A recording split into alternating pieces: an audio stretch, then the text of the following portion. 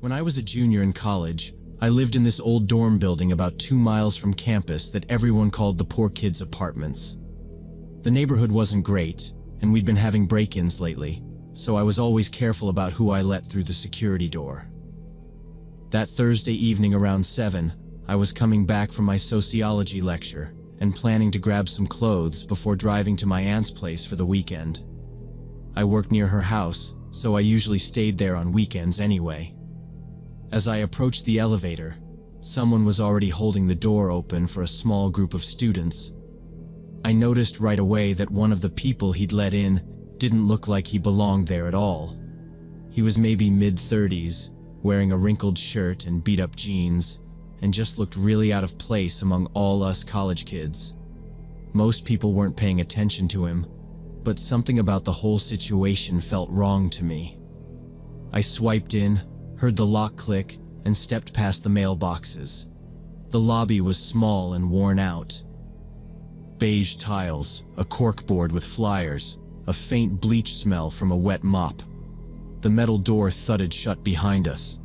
I kept my tote tight to my side and checked the guy again. No campus badge, scuffed shoes. He let everyone else crowd ahead of him like he wanted to be last. We spilled into the elevator. The panel had worn numbers and a broken plastic cover over the alarm. The floor was sticky near the back. A girl with a huge backpack squeezed in beside me. 2 guys in hoodies kept talking about a quiz. The older guy stood near the buttons but farther back than you'd stand if you planned to press one. His hands stayed in his pockets. He watched the numbers above the door. We started up with a jolt. Someone leaned past him and hit 3. Somebody else hit 5. I pressed 8. He didn't press anything at all. He didn't even look down at the panel like he was thinking about it. That was my first red flag. We stopped at 2 and a couple of people got out. The doors slid shut. The car felt tighter. In the reflection on the brushed metal, I could see his eyes on me now. Steady, not shy. I turned my foot a little so my heel was set to pivot and rested my free hand on the rail. At 3, 3 more stepped off. The doors closed again and the hum filled the space. I could hear his breathing. Slow. Even. He still hadn't moved toward the buttons. He stood between me and the panel now, which meant if I needed door open in a hurry, I would have to reach past him. We passed 4 without stopping. I tried to give him normal reasons to be there. Visiting a friend? Delivering something? Lost? He had no bag, no envelope, no food, no slip of paper with a number on it. Our RA had emailed twice that week about tailgaters and asking us to report anyone who watched the doors from the sidewalk. I thought about that email and kept my face blank. At 5, a kid with headphones stepped out without looking at either of us. The doors closed and the car lurched a little. I squared my shoulders and took a slow breath. I counted the distance to the stairwell on my floor. I pictured the hallway layout and the camera above the light that sometimes worked and sometimes didn't. The display ticked to 6. A clank came from the shaft, and then quiet again. The older guy shifted. He squared himself too. He knew that I had clocked him. His mouth pulled tight like he had a line ready and then decided against it. The fists in his pockets looked hard. At 7, the doors opened a few inches, paused like they always did, then opened all the way. The hall there was empty. He didn't move. He stared at the gap, then back at me. The doors slid shut. I could smell old sweat on his shirt and generic laundry soap, the kind from our basement machines. I had to think fast. He hadn't pressed a floor. He'd gotten in before me and stayed quiet. He didn't belong here. The RA stories about people following students stacked in my head. I slid my keys between my fingers and pulled my tote strap tight across my chest. My phone stayed in my coat pocket. In a moving box, movement mattered more than calls. The panel dinged for 8. My floor. Stairwell to the right. Long corridor left to my room. A raised seam after the first turn always caught my shoe if I wasn't careful. Small details helped me picture angles. If he went left, I'd go right to the stairs. If he went right, I'd go left. The car slowed. The doors began to open. He shifted toward the gap like he wanted the first move. Fine. Better he was in front where I could see him. I leaned back, gave him space, and kept my eyes on the glowing 8. He stared once. I looked past him at the gray carpet. Everything was quiet. No voices in the hall. The door sensors whined, then the panels split all the way. My knees stayed loose. My hand tightened on my keys. My foot angled toward the stairwell. I kept my face straight. He hesitated for a beat, then leaned forward like he might talk. I stayed still and did not look at him. The elevator hum felt louder. The hallway smelled like dust. A flyer by the stairwell had a curled corner. I inventoried things. I decided I'd let him get out first and see which way he went. That way I could run the opposite direction and get to my room safely. I got my keys ready in my hand and pretended to be looking for something in my backpack. The elevator doors finally opened all the way, and he stepped out first. He hesitated with his feet on the threshold, turned his head left, then right, like he didn't know where he was going. Then he went left, slow, hands still in his pockets. That was perfect because my room was to the right and close to the elevator. I didn't wait to think. I sprinted right. 3 doors down. The carpet grabbed at my shoes. I had the key already pointed, slid it into the lock, twisted, shouldered the door, stepped in, and kicked it shut. I locked the deadbolt, the top chain, and set the door bar we used when we were home. My room smelled like laundry and old coffee. I backed up 2 steps and went to the peephole. Through the fisheye, the hall curved a little. The elevator doors had closed. He was in view down the left side, out by someone's door, not knocking, just standing there and staring straight back toward my direction like he was trying to see through wood. His head tilted once. He didn't move for a long 10 seconds. I stayed still and watched breathing through my mouth. I grabbed what I needed for the weekend fast: tote, charger, work shirt, black flats, toothbrush, 1 textbook. I zipped the bag and stuffed it with my hoodie on top to hide the nicer things. I kept checking the peephole between each step. He hadn't knocked anywhere. He was still planted by that door with his shoulders rounded like he was resting.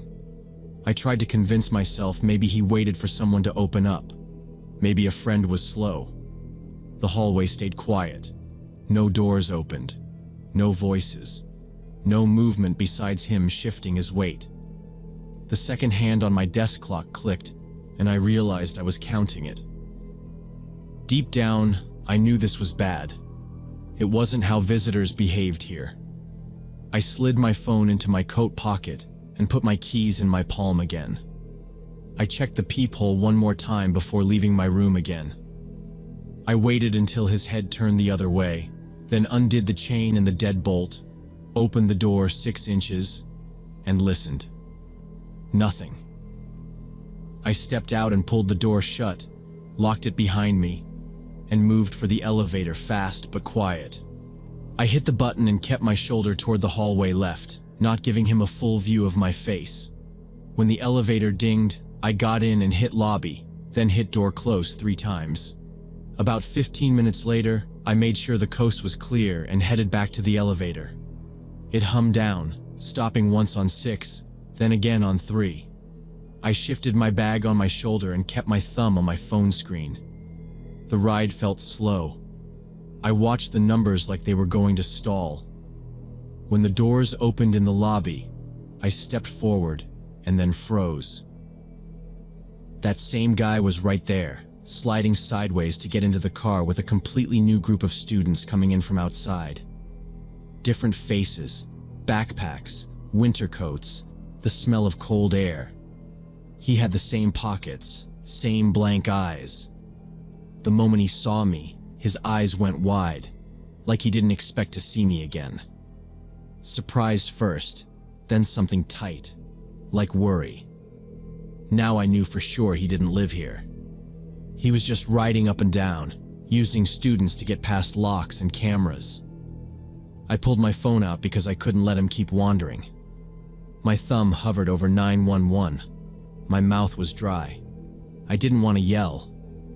The new group kept talking and didn't notice us looking at each other. Before I could make the call, I almost bumped into Marcus, the evening security guard, coming back in from the vestibule with a clipboard in his hand. He had his radio on his shoulder and a big ring of keys. "You good?" he asked. I told him fast.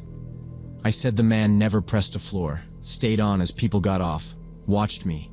Then I saw him again with new people.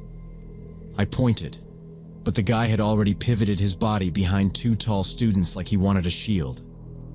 Marcus listened while he looked over the group. He asked, "Which one?" I said, "Wrinkled shirt, jeans, no student ID." The guy made the smallest move to turn away from Marcus's eyes, but it was too late. Marcus's jaw worked once. He nodded. Marcus told me I did the right thing by reporting it.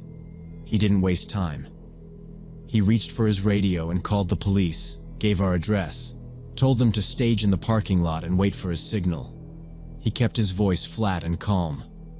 He said they'd gotten reports about suspicious people before, men who hung back and trailed residents to learn door codes and routines. He said this sounded like someone casing apartments for break-ins.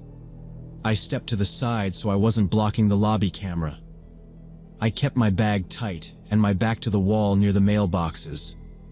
The group from outside all filed in, laughing, pressing buttons, not seeing any of it. The guy didn't try to get into the elevator that round. He hung back near the bulletin board like he was reading a flyer. His eyes came up and brushed over me, then snapped away as soon as Marcus shifted closer. Marcus told me to wait by the front desk. He said if I needed to go, he'd walk me to my car after. He didn't say, "Don't move," but I didn't plan to move. He gave me a small nod like, "Stay put." Then he went upstairs to try to find the intruder, using the stairs so he could watch the landings and not get stuck in a box. The lobby went quiet again when the elevator doors closed. I could hear the hum of the vending machine and the buzz of the exit light. My phone screen stayed open to the dialer. I stared at the glass in the front door and saw patrol car lights in the lot a few minutes later, turned off and just idle, like he'd asked. I never found out what happened after that because I didn't see Marcus again before I graduated. I always wondered if they caught the guy, or if he saw me talking to security and took off before they could find him. Part of me felt bad that I hadn't acted sooner. What if he targeted another student while I was upstairs getting my stuff? But I'm glad I trusted my instincts about the whole situation. It taught me to always pay attention when something feels off, especially when it comes to building security and personal safety.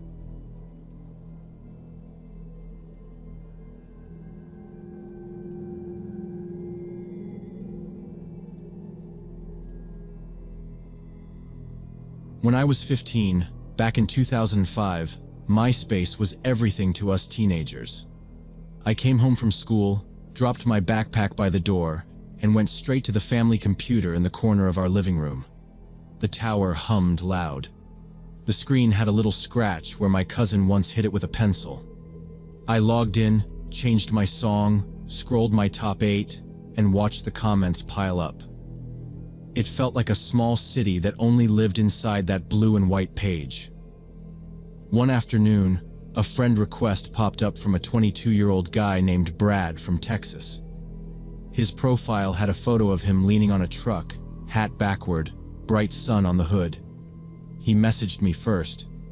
He asked about school, what music I liked, if I was into sports. He said I seemed chill. He typed fast, long paragraphs, no emojis, just a lot of questions and little jokes. It felt grown up. It felt like someone was paying attention. He asked for a picture of me.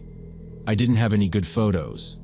Our old camera was broken and I hated the ones my friends took. So I searched for an actress online, someone with long dark hair and a nice smile.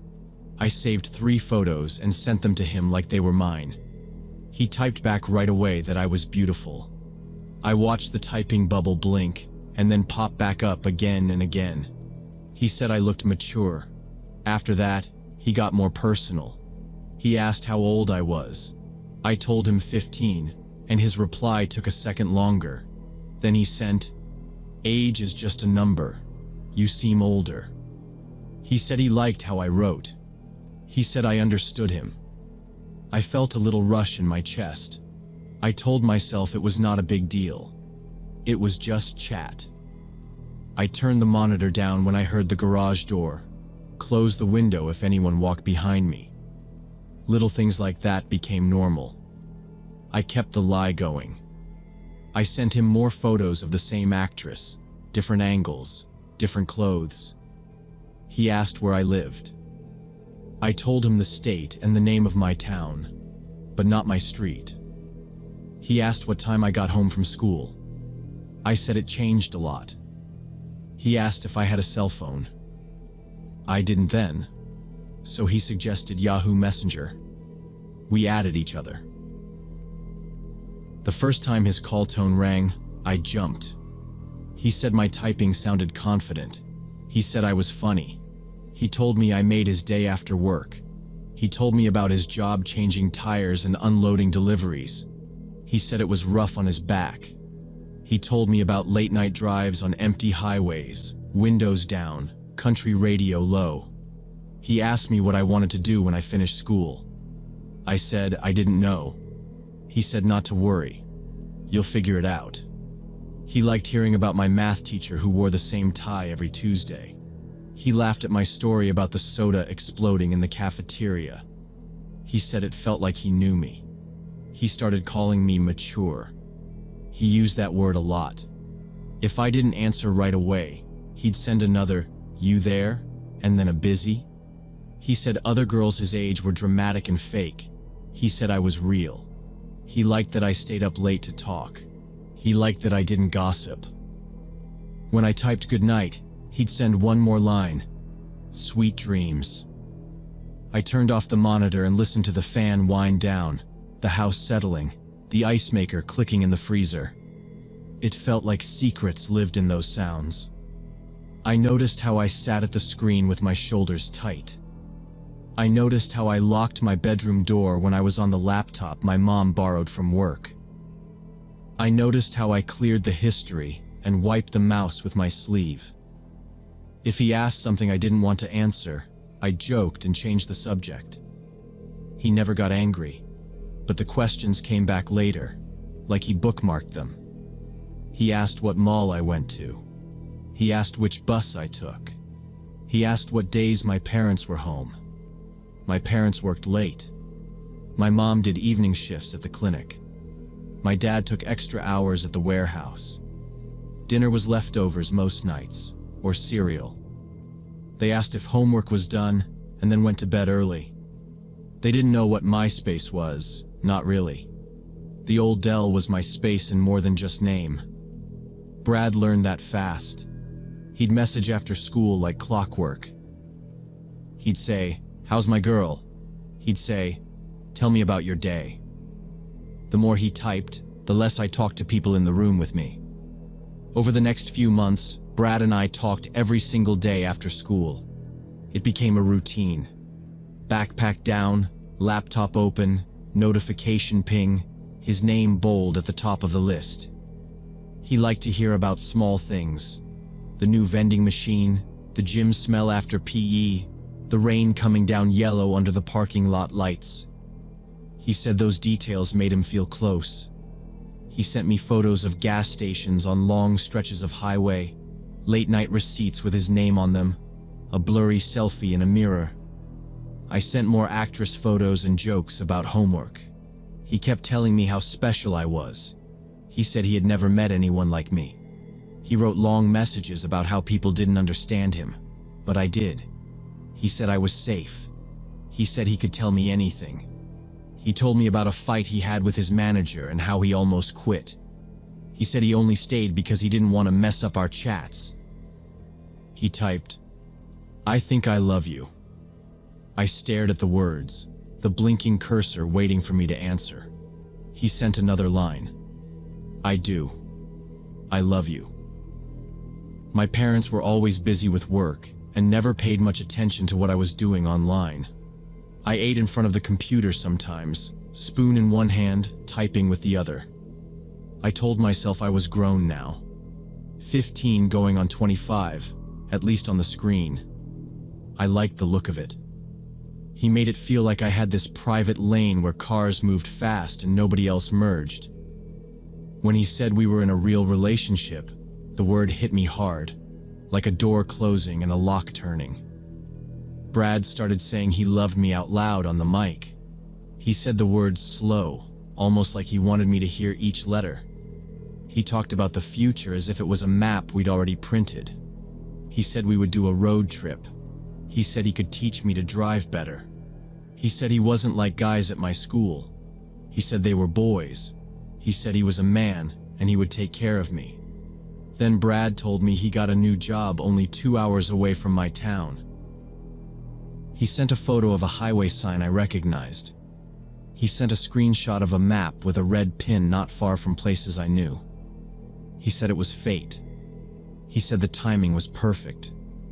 He said it was meant to happen this way. My fingers went cold on the keyboard. He asked what weekends I was free. He asked if I liked burgers or pizza. He asked which movie theater was better. He said meeting would make things real. He said he had waited long enough. He told me I was ready, that I was mature, that I could make my own choices. He started sending times. Saturday afternoon, Sunday morning, after school on a weekday, just for an hour. He said he could wait across the street if I felt weird. He said he could park behind the grocery store. He said we could just talk. He called it fate again. He said it was a sign. He said, "We're so close now." He told me to trust him. He told me not to overthink. He said he didn't sleep much because he kept picturing me walking toward him. Every day he asked the same thing, careful at first, then more direct, then just one line on the screen, waiting for me to type back. He kept asking when we could finally meet in person. Brad suggested we meet at a popular cafe in the mall during the day when lots of people would be around. He said noon on Saturday, by the big fake palm tree near the fountain. The cafe had glass walls and a bright menu board. Moms with strollers sat there all the time. Security guards walked past every 10 minutes. It sounded safe. My hands shook a little while I typed yes. I was nervous, but excited about finally meeting what I thought was my boyfriend. I told my best friend Alyssa everything about Brad and asked if she'd come with me for support. She agreed right away. We picked clothes that looked normal, not flashy. We planned to sit where cameras could see us. We set up check-in calls with her mom every 30 minutes. I kept telling myself nothing bad could happen there.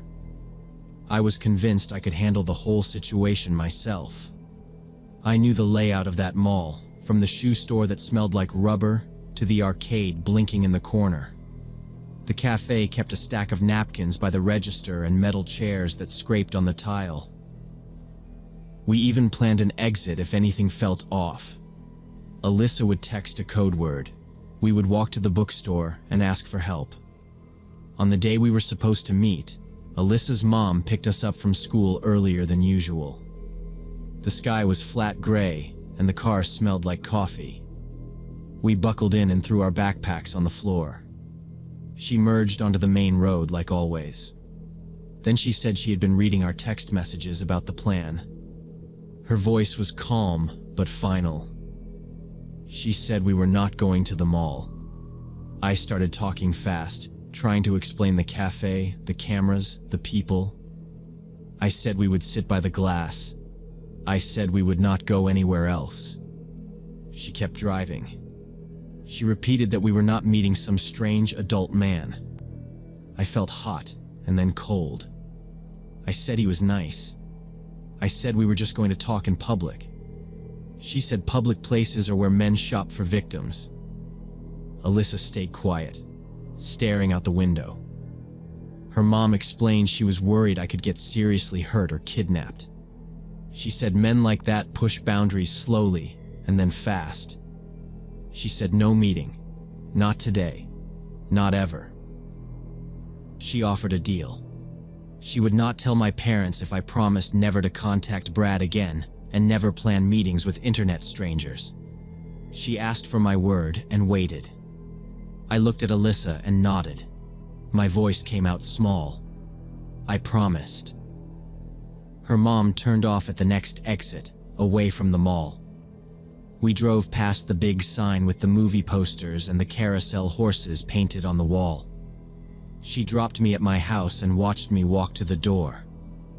I went straight to the computer and stared at the empty chat window like it might blink. Brad actually showed up at the cafe and waited for almost 2 hours for me to arrive. He sent me a photo of the fountain and the palm tree with the time in the corner.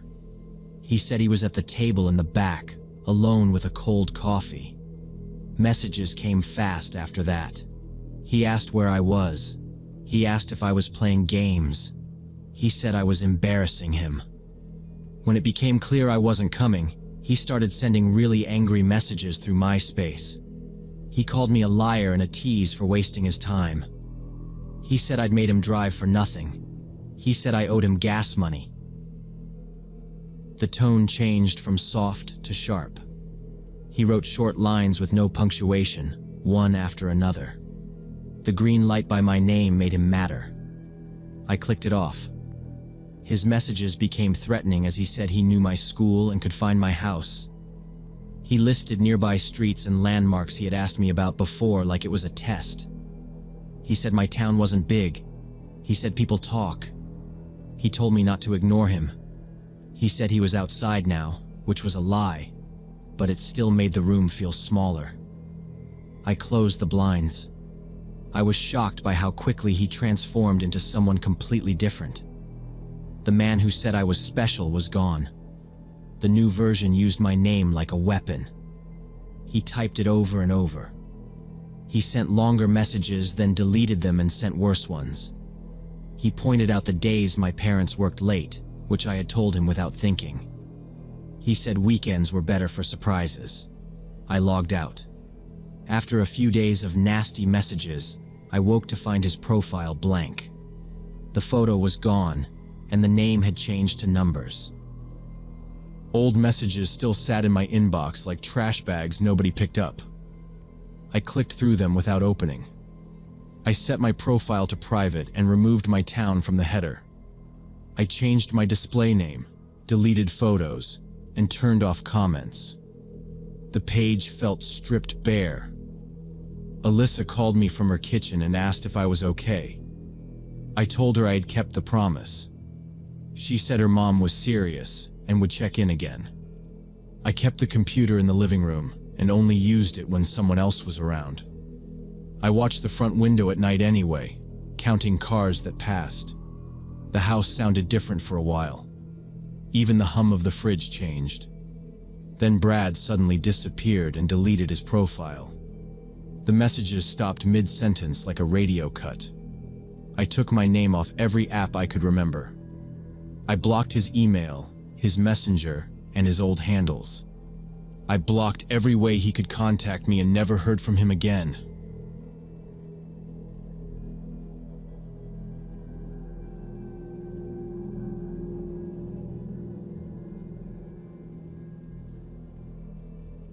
It happened last summer when my family rented this cabin in the Appalachian Mountains for a long weekend getaway. We'd found this really secluded place surrounded by thick forest, maybe half a mile from the nearest neighbor. My husband Dan, 12-year-old son Ethan, and I were looking forward to some peace and quiet away from the city. The other cabins in the area seemed to be empty, which was perfect for the kind of relaxing trip we had in mind. We could hear a dog barking somewhere in the woods occasionally, but we figured it belonged to some campers we couldn't see. On Saturday night around 11, Ethan called from the neighboring cabin where he'd set up his sleeping bag, asking me to bring him his forgotten jacket. It was really dark out there with no streetlights at all, so I grabbed my heavy-duty flashlight. The walk between cabins was maybe 50 yards on a dirt path through the trees. There were no signs, no reflectors, just dirt and roots, and the pale boards of 2 porches. Cricket stopped when I stepped off the porch. The trees crowded really close. My light shook with each step. It was very quiet. I slipped on my boots and a hoodie over my pajamas and stepped onto the porch. The boards were rough, and a nail sat high near the second plank, so I lifted my toe over it. The flashlight threw a beam that caught the white stripe of the path. The air smelled like wet leaves and cold ash. I kept my phone in my pocket even though I knew the way. The dog barked once, then again farther out. Nothing moved on the path except a small frog that jumped toward the ditch. The dirt was firm in the middle and soft near the edges. Roots rose like knuckles and I stepped over them. Someone had stacked 3 flat rocks beside a stump to mark where the ground dipped. The neighboring cabin sat back from the path with its porch rail leaning. Ethan's lamp glowed through thin curtains. The door was light pine with a brass latch that clicked if you didn't guide it. I kept the light down and knocked. Ethan opened fast. His sleeping bag was unrolled on a cot, booklight clipped to a paperback. He asked for his jacket because he felt a draft. I handed it to him and checked the window where he pointed. The latch was stiff, and the frame had a swollen spot. I slid the latch down, pressed the frame, and it settled. I set his sneakers by the door and tucked his backpack under the cot. He asked if the dog would bark all night. I told him to keep his earbuds near and to sleep with the jacket zipped. I told him to call if anything felt off. I switched off the booklight and left the lamp at its lowest setting. I pulled the door until the latch caught and started back. The darkness felt thicker walking away from his light. The flashlight showed the next 20 feet and then only shapes. I heard a quick chain rattle, then it was quiet. The dog barked again, but shorter, and then a whining sound that cut off. I kept the beam low and moved faster. A faint gasoline smell came from the left side of the path, then faded. I aimed the light there and saw only ferns and a cut stump. In the dust, I noticed narrow tire tracks pressed over my boot prints. They curved toward the service road. I didn't remember hearing an engine. I kept going. Inside our cabin, Dan had a kettle steaming and a deck of cards stacked straight. He asked if everything was okay. I said the window was secure, told him about the gasoline smell and the tracks, and set the flashlight on the counter. He said maybe a ranger checked the sights or someone hauled firewood late. I locked the door, dropped the deadbolt, and set a dining chair near the side door. We charged our phones near the front window where the service showed 2 bars. The power had flickered earlier when the fridge cycled, so we kept the lantern ready. We drank tea and listened. No music, no cars, no voices. I watched the gap in the curtain and counted seconds between dog barks. After we rinsed the cups, I checked the lock again. The deadbolt turned smooth. I moved our shoes into a line and slid the cooler closer to the side door. Dan pushed the trash can in front of the back door for raccoons. We turned off the brighter lamp and left the small one on low. The cabin settled with tiny pops. I took the flashlight with me to the bathroom and set it back on the counter.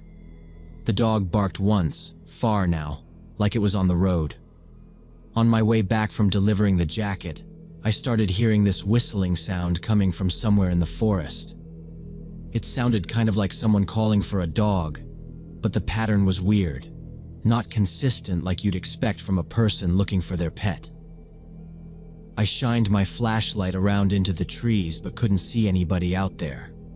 I heard it a couple more times and figured someone's dog had gotten loose and they were trying to call it back. About 30 minutes later, Ethan called again saying he couldn't settle down with all the noise from the other campers and wanted to come back to our cabin. Dan and I walked over together to collect him and his stuff. As we were walking back, we heard the same whistling again, this time multiple times in a row. The notes came in short bursts, then a longer one, then a pause. It seemed to be coming from the dirt road ahead of us, gradually moving away into the distance. Dan commented that the dog must have gotten loose and the owner was out looking for it with a whistle. Back in our cabin, we kept hearing that same sound every few minutes, but now I started noticing a pattern. It would start out really loud and close, like it was right next to our cabin. Then it would gradually get quieter as it moved away, until it completely faded out. But then a couple minutes later, it would start up again from the opposite direction, getting louder as it passed by our cabin, then fading away again. It kept happening, slow and steady, like someone pacing a marked loop. I set Ethan's duffel on the rug and folded his shirts into flat stacks. The dryer had left everything warm and a little stiff. Zippers clicked when I shifted the bag. I listened and counted in my head. It was almost the same gap each time.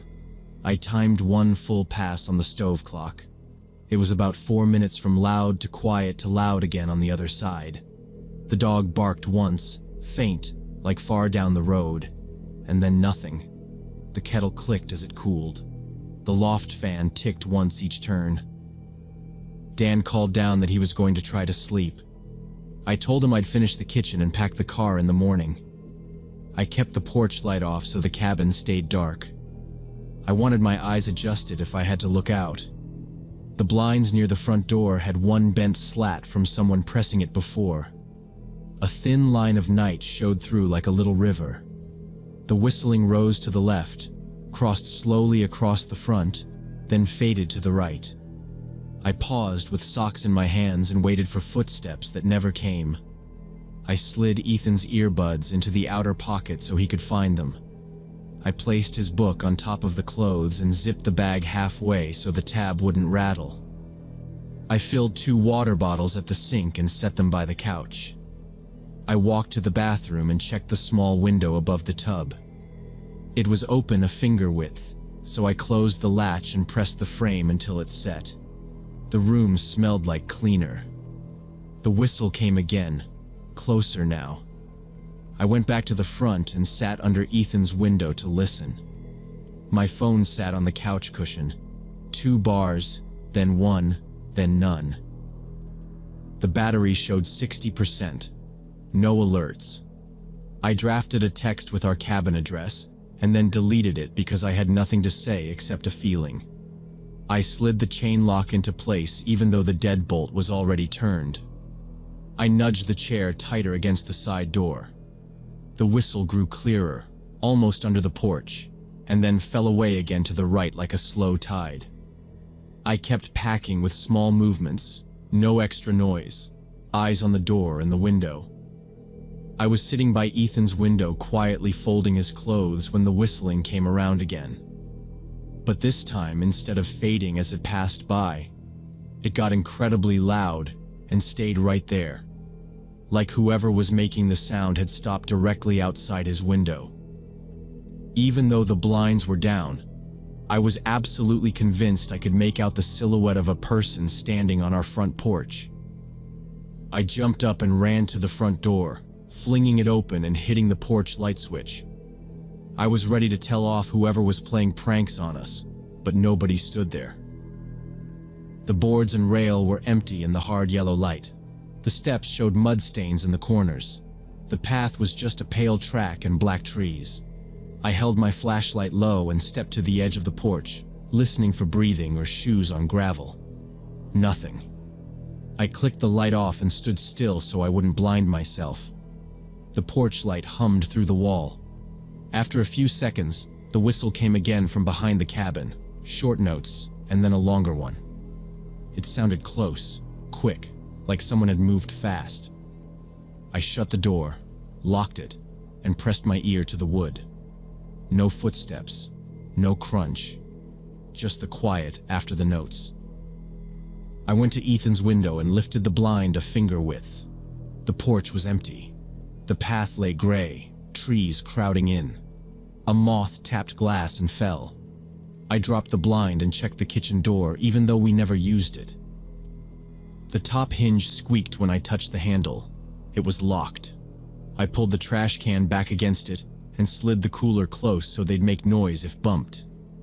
I went around the cabin, closing and latching every single window, and pulled down all the blinds too. If someone was creeping around outside, I didn't want them able to look in at us from the darkness. I decided I wasn't comfortable leaving Ethan alone downstairs, so I settled onto the couch with a book to keep watch. The whistling continued, circling our cabin for hours. I'd try to convince myself between sounds that it must be some kind of night bird, but then I'd hear it again and be absolutely certain it was human. The loop held, the same 4 minutes, over and over. I watched the time creep past midnight. The book stayed open in my lap so I looked like I was reading, but I was just tracking that slow circuit. Around 1:30, Dan came down the stairs fast, grabbed his jeans, and pulled on his boots. He said he was going to go find whoever was out there and ask them what they thought they were doing. I stood and said no. I told him the pattern was deliberate and walking into it blind made no sense. He stopped, breathing hard, and sat beside me. The whistling finally stopped sometime after 2 a.m., but I have no idea who was out there or what they wanted from us.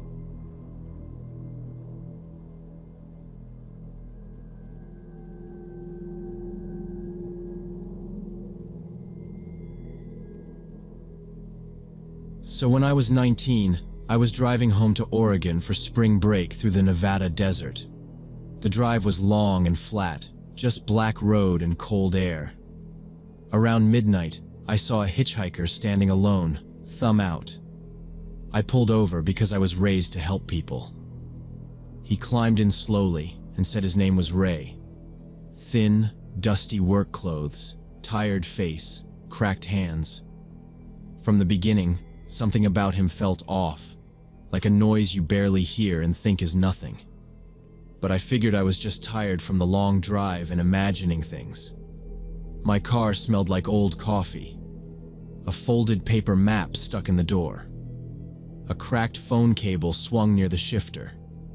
I told him I was a college student headed home to Eugene.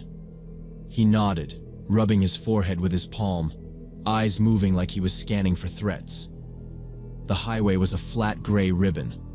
The desert on both sides looked empty and cold. I cracked the window and let the air whistle along the mirror.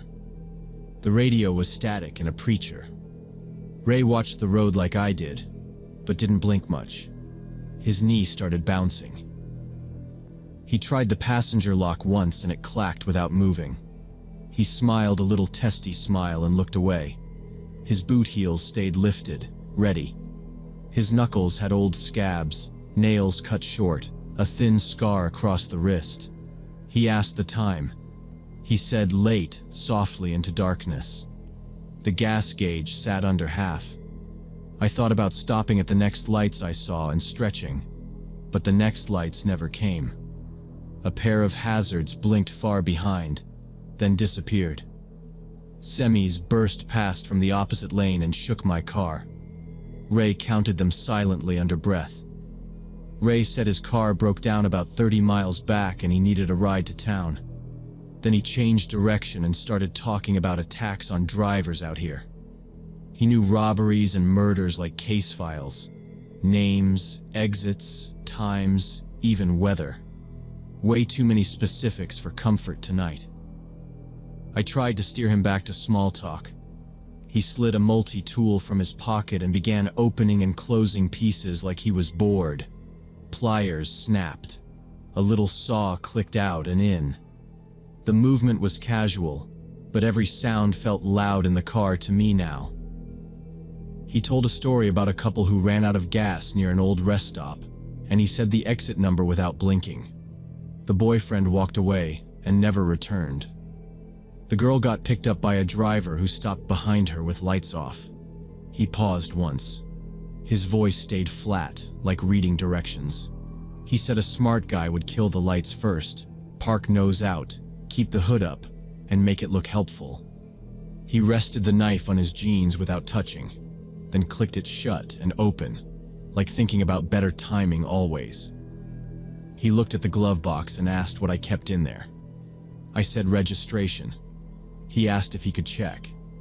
I said no. He gave a short laugh through his nose and flipped another blade out, like that had been a formality, not a question. Then resumed talking. He talked about a robbery at a scenic pullout with a faded map sign slashed with graffiti. He remembered the backpack brand and where the phone was later found. He said the thief parked wrong and boxed himself with rocks. Better to angle out, tire tracks hidden after rainstorms. He told me a pickup was found burned in a wash. Investigators missed the tire prints under ash because they didn't understand how rain pooled there. He traced a circle on his knee with the dull blade. 2 days, he said. The cards still run till Monday, if careful always. He asked if I ever sleep at truck stops. I said no. He explained how 2 cars box you in and a third noses up to your bumper. He showed angles with the tool like a pointer, drawing invisible parking lots. No gun, he said. No noise. Just fast work. The preacher on the radio asked for donations again. I turned the volume down to 0. Ray watched my hand on the knob and smiled without teeth. The blade flashed thin and straight in the dash light. His knee bounced and stopped, then bounced again, like a metronome in time. A green sign said the next town was still 50 miles. My shoulders tightened and my hands stayed dry on the wheel. Ray said a blind curve was best. Sprinkle glass, hear a tire pop, then stop with the hood up so people feel safe easing behind you at night. He glanced at the glove box again and asked what else I kept there. Registration and nothing else, I said. He asked to see it, almost polite. I said no. He nodded like he understood and kept flipping tools open and shut, each click a tiny hammer in my ears. He described a method where 2 cars boxed a man while a third blocked the front. You don't even need a gun, he said. Take the distributor cap, take the keys, take the shoes, take the phone. Takes minutes. People sit by the road until morning like furniture out there. I said I didn't want to hear more. He nodded like he heard me and kept going anyway. His tone had shifted into a lesson. Low, steady, patient. He held the blade level over his thigh without touching down, opening and closing other bits as he explained efficiency for criminals. He said the smart ones never hurt anyone unless they had to, and the dumb ones made messes and got caught. The tool kept clicking under his thumb, opening and closing, while he laid out simple steps a person could follow to be more effective at night. A thin row of lights appeared, and then a low building with 2 pumps and a dead soda machine outside. I slowed in, rolled past the window, and saw a single clerk under fluorescent lights. A rack of chips, a coffee corner, 2 dome cameras up in the corners. This was my exit. I told Ray I needed gas and that I'd pay inside. My plan was simple. Leave him, call the police, and wait with other people around. I pulled next to the pump, killed the engine, and took my card out. I'll run in and pay, I said, keeping my voice flat. Ray opened his door too. He stepped out with the multi-tool in his hand, not open, but in his palm, like a habit. I'll grab coffee, he said. My plan fell apart right there. We walked to the door together. The glass was dusty and the metal handle greasy. He held the door and stayed half a step behind me so he could see what I was doing. I scanned the aisles. The clerk was young and bored, scrolling on a phone, the kind who looks up slow. The cameras were old bubbles with spiderweb cracks. Ray stayed close, shoulder almost touching mine. I stared at the counter. I needed 10 seconds by a phone or a bathroom. Ray's reflection was behind my shoulder in the cooler glass. The blade wasn't out.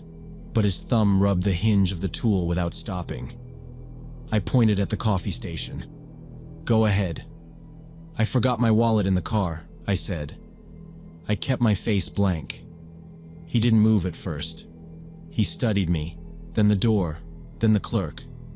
He stepped forward, slow, and pushed the door back open. He stood in the doorway, holding it with his shoulder, and watched me. The metal chime sounded. He kept one foot inside and one foot out, like he could spring either way. I walked steady back to my car, not running. I felt the cold in my ears. The pump display scrolled instructions and waited. I opened the driver door, sat down, and closed it. He was still in the doorway, eyes locked on me. The clerk didn't look. I put the key in, turned it, and the engine fired. Ray took one step out. I put the car in drive. He moved then. I pressed the gas, and the car lunged. The tires thumped the crack at the edge of the lot. In my mirror, I saw Ray break into a run. The multi-tool was open now, a bright line in his fist. He shouted something, voice tearing in the wind. I didn't look back a second time. I hit the access road and pushed the pedal flat. He ran out past the pumps, knife ready, and chased after the car, shouting for me to come back. The store lights stuttered over his face. He faded in the mirror with the sign and the soda machine. I kept straight, merged hard, and watched only forward. The highway swallowed everything after that. The nearest town sat in a valley with a motel row and a brown building with a badge sign. I went straight to the police station. The lobby was cold and had a glass window with a speaker slot. I told the desk officer what happened and the name he gave me. I kept my description simple. I said he had a knife open in the store and wouldn't let me move alone. An older officer came to the counter, took notes, and asked where. He told me to follow in my car so I could pay for the gas with him there. We went back in a black and white with a light bar that hummed. I kept my speed under the limit. Every set of headlights behind us made my shoulders go tight. None of them followed for long. We pulled into the station. The same neon, the same soda machine. No Ray. The officer walked first, and I stayed a step behind. The clerk looked up fast this time and kept his phone down. We asked for the manager or the tapes. The cameras worked, but the lighting made everything grainy. The angle near the door showed shapes more than faces. A cap shadow, a blur of a hand. The knife flash was just a bright pixel. The officer watched a loop twice and then shook his head. He said there wasn't enough for anything serious unless I wanted to file a general incident. He pointed out there was no attack, no threat set on record, no injury, no theft. He said, "Be careful who you let in at night." He had a calm tone. He took my info and wrote a short case number on a card. We paid the attendant for the gas I had taken. The receipt paper curled in my hand. I walked outside with the officer and looked at the lot edges, the dark stretches beyond the pumps, the tire marks leading to the access road. No prints, no car left behind, no sign he had ever been there. Ray was gone. They sent a unit down the highway to look around, but they didn't expect much.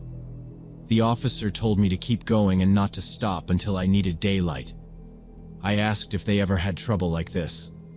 He shrugged and said the highway runs strangers through all night. A lot of people pass. A lot never meet for long. I got back on the road and kept the speed steady.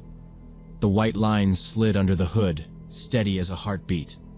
I checked my mirrors every minute without a clock. Any car that held behind me for more than a mile made me tense up. I watched for box-ins. I kept space around me. I kept my doors locked and the windows up. I didn't stop again that night. I ate from a bag of pretzels and drank warm water from a plastic bottle, one hand on the wheel. The dashboard lights glowed dim, and the phone cable swung the same slow arc. The map app stayed quiet since I already knew the way home. The horizon stayed black. I thought about the knife and the way he spoke. Not shouting, not excited, just instructing. The multi-tool clicking. The way he asked to see my glove box twice. The way he placed himself between me and the exits inside the store without touching me. Every move had a reason. By morning, the hills got green again, and the clouds changed shape. I crossed the state line and watched for troopers. I kept scanning my rear view anyway. A gray sedan followed for a while and then took an exit. A pickup hovered, and then passed. No one stayed with me long. I pulled into my parents' driveway late afternoon and shut the car off. My legs shook when I stood, so I walked to the porch and sat. The house smelled like laundry from the vent. I went inside and locked the door behind me and left the keys on the counter. I slept a few hours with the blinds open. I didn't tell a big story at home. I said I had a weird hitchhiker, and I didn't want to lecture. I told my friends later, and they said I was lucky. That felt true. I stopped giving rides to strangers after that. When someone stands by the road now, I look straight ahead and keep moving. I know I meant well that night. Help a guy in the dark. But that simple choice put me in a situation I couldn't control. If the cameras had been better. If the clerk had noticed faster. If I had hesitated at the door. Small details stack fast when it's late and empty out there. Sometimes I wake up and see that blade flash in my mind. I hear his voice explaining angles in a parking lot. I think about whether those stories were just to scare me, or if he had done them before and couldn't help telling. I don't know what is worse to believe. It taught me something I keep. Being kind doesn't mean being careless. You can hold both in your head at the same time. I'll still help people, but not from the driver's seat, not alone at midnight on a highway. I'm just grateful I trusted my instincts and got away when I did.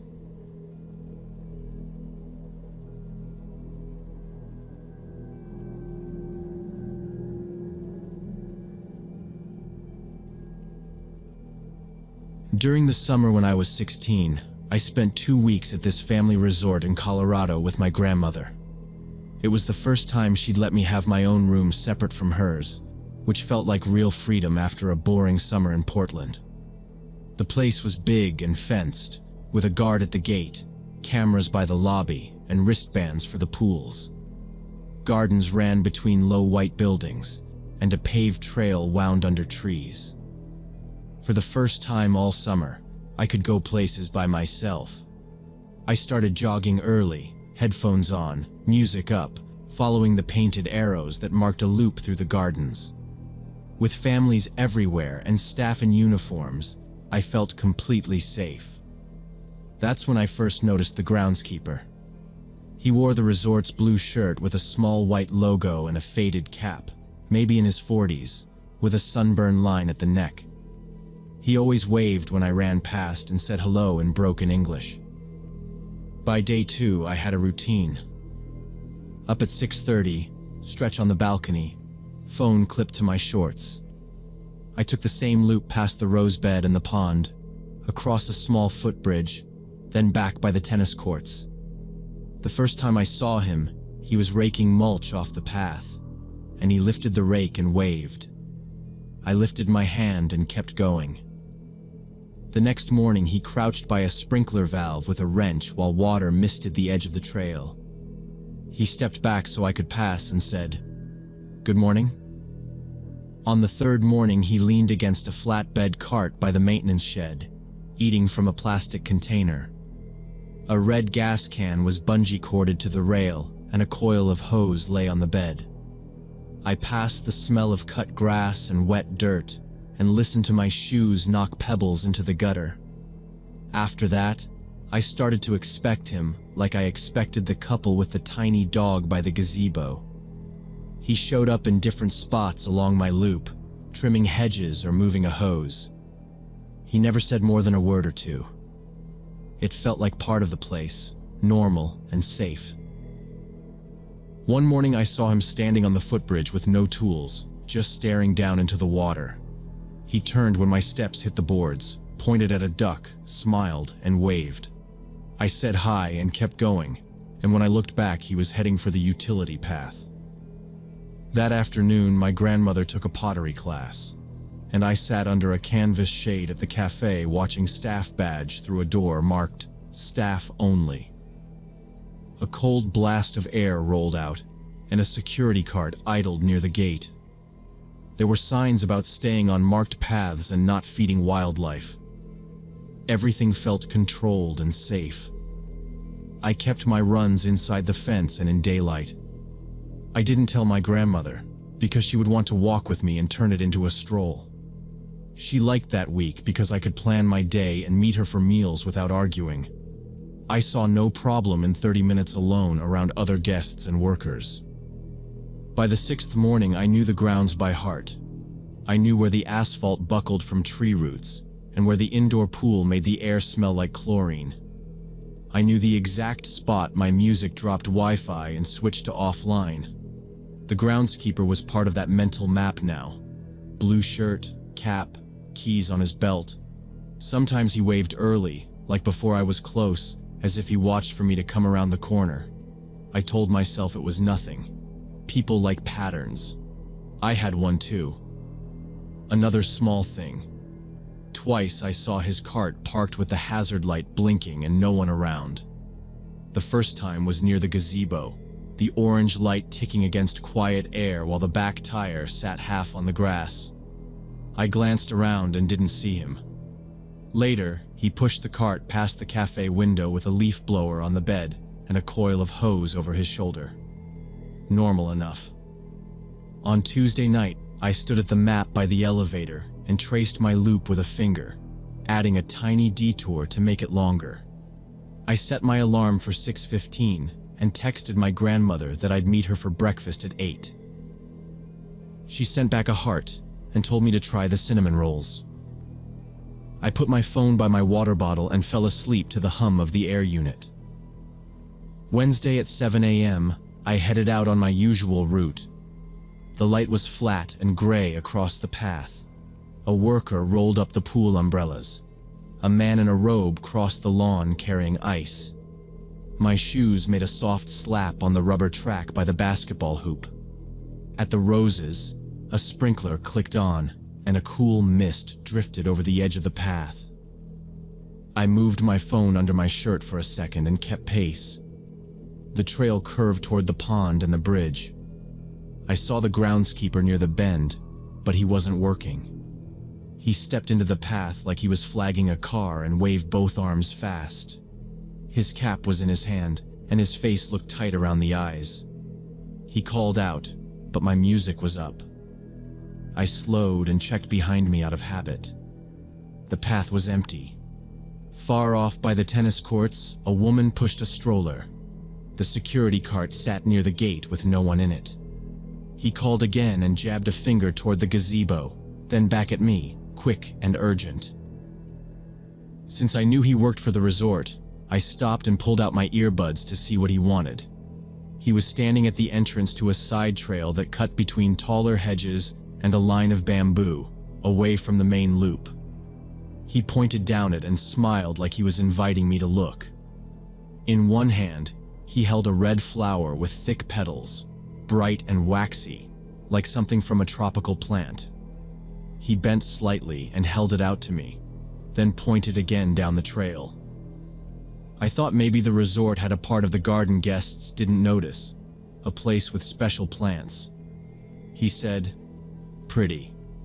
Special today," and wiggled the flower in his fingers. I stepped closer, and he pressed the stem into my hand.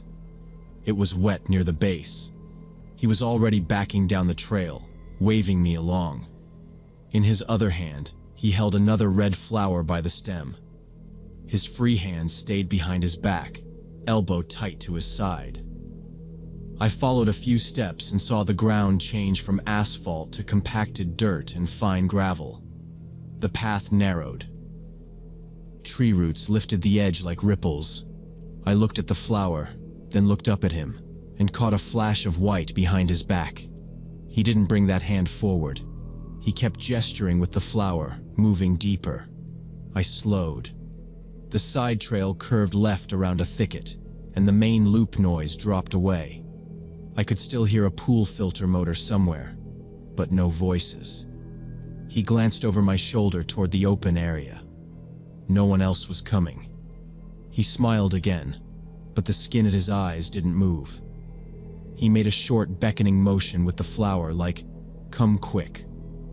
I took one more step and angled my body to see past his shoulder. The white at his back shifted, pinched in his fist. A folded cloth. I couldn't see his wrist, but the hand was ready, not relaxed. My stomach went tight. I held the flower he gave me and felt the stem press into my palm like a small stick. He kept the distance the same, backing up as I moved, as if he didn't want me close until we were out of sight. I looked further down the trail and saw a small shed or storage building tucked behind a screen of trellis and green netting. It was one of those prefab units with a sloped roof and a metal hasp on the door. The door was propped open with a brick. A coil of hose lay thrown in a loose spiral near the step. In that moment, all of it lined up like a picture. The side path, his hand behind his back, the door open, no guests. I stopped and shifted my weight back. The flower felt stupid in my hand. I started backing away slowly. My heel crunched on the gravel louder than I wanted. He noticed, and his smile tightened like it was heavy on his face. He moved faster, not stepping back anymore. He lifted the hand from behind his back. The white cloth hung from his fingers, folded over itself, edges frayed. He took one quick step forward like he was going to close the space at once. I dropped the flower. It hit the dirt and left a red smear on my shoe. He lunged. I didn't wait. I turned and ran hard toward the open loop. My shoes slipped for half a second on the loose stones, then bit on asphalt. I pumped my arms and kept my head straight. My earbuds bounced against my collarbone. I heard his foot hit the dirt, then nothing, then a hard breath. I didn't look back. Past the roses, past the bridge, past the sign about no glass by the pool. A golf cart hummed somewhere close, and a staff radio crackled with static. I cut right across the lawn to save a few seconds and hit the paved path by the cafe. The lobby doors whooshed open and the air conditioning hit my face. I kept moving until I was past the front desk and near the big fern by the elevators. People in swimsuits walked by with towels around their necks. A bell chimed. My chest heaved, and my knees wanted to shake, but I kept them locked. I pressed the elevator button 3 times, even though it only lit up once. I didn't stop or look back until I was inside the elevator with 2 older women, and the doors were closed. They were talking about a breakfast coupon. I stared at the floor numbers and counted them as the elevator climbed. When the doors opened, I walked fast to my room, key card out, then shut the door and slid the latch. The air unit hummed. I looked through the peephole. Empty hall. I set the earbuds on the table and went to the bathroom and splashed water on my face. My hands were shaking a little now, so I grabbed the counter until they calmed. I kept thinking about the shed door and the cloth. I didn't like the picture my mind kept building around that. I sat on the edge of the bed, shoes still on, and waited for my grandmother to wake up in her own room down the hall like we planned for breakfast. I never told her or anyone else at the resort about what happened that morning. I didn't want to blow up the vacation or make her clamp down on me again. She was happy, and I could handle being careful. For the rest of the days, I stuck close to her. We ate by the window, we did the pottery class together, we played cards in the lounge when it rained one afternoon. I didn't go off by myself. I didn't take the side trails. I kept my head up near the gardens and watched the main paths. I only saw the groundskeeper one more time. It was 2 days later near the lower pool. He stood with a security guard by the towel cart. The guard had a clipboard and was checking a list. The groundskeeper talked and pointed down toward the tennis courts. He looked like he was explaining a maintenance issue. When he noticed me on the stairs, he cut his eyes over and held them there 9-10 seconds. Then he smiled. Not big. Just enough. His mouth formed a word. It looked like flower. He touched the brim of his cap like a greeting, then turned back to the guard and kept talking. I kept walking. I didn't change my pace. I went down the steps, past the vending machine, and into the indoor pool area where the air was thick and loud. I stayed there with my grandmother for an hour. When we left, I checked the hallway and then the door to the outside. I didn't see him. I didn't go jogging again. Not that week. Not after. When we got back home, I stopped setting my alarm for early runs. I took different routes to the bus stop. I sat near the driver when it was dark. I told myself the resort had security and cameras and maybe he was just weird. But then I would picture the shed and the open door and the white cloth in his hand. I kept it simple. Don't go alone. Don't follow. Don't hesitate if something feels wrong. Sometimes I wonder if I should have reported him. Maybe he tried the same thing with other young guests. Maybe nothing happened after. I don't know. I still think about that smile and the way he timed his wave on the path, like he knew my loop by then. I was only 16 and didn't know how to handle a situation like that.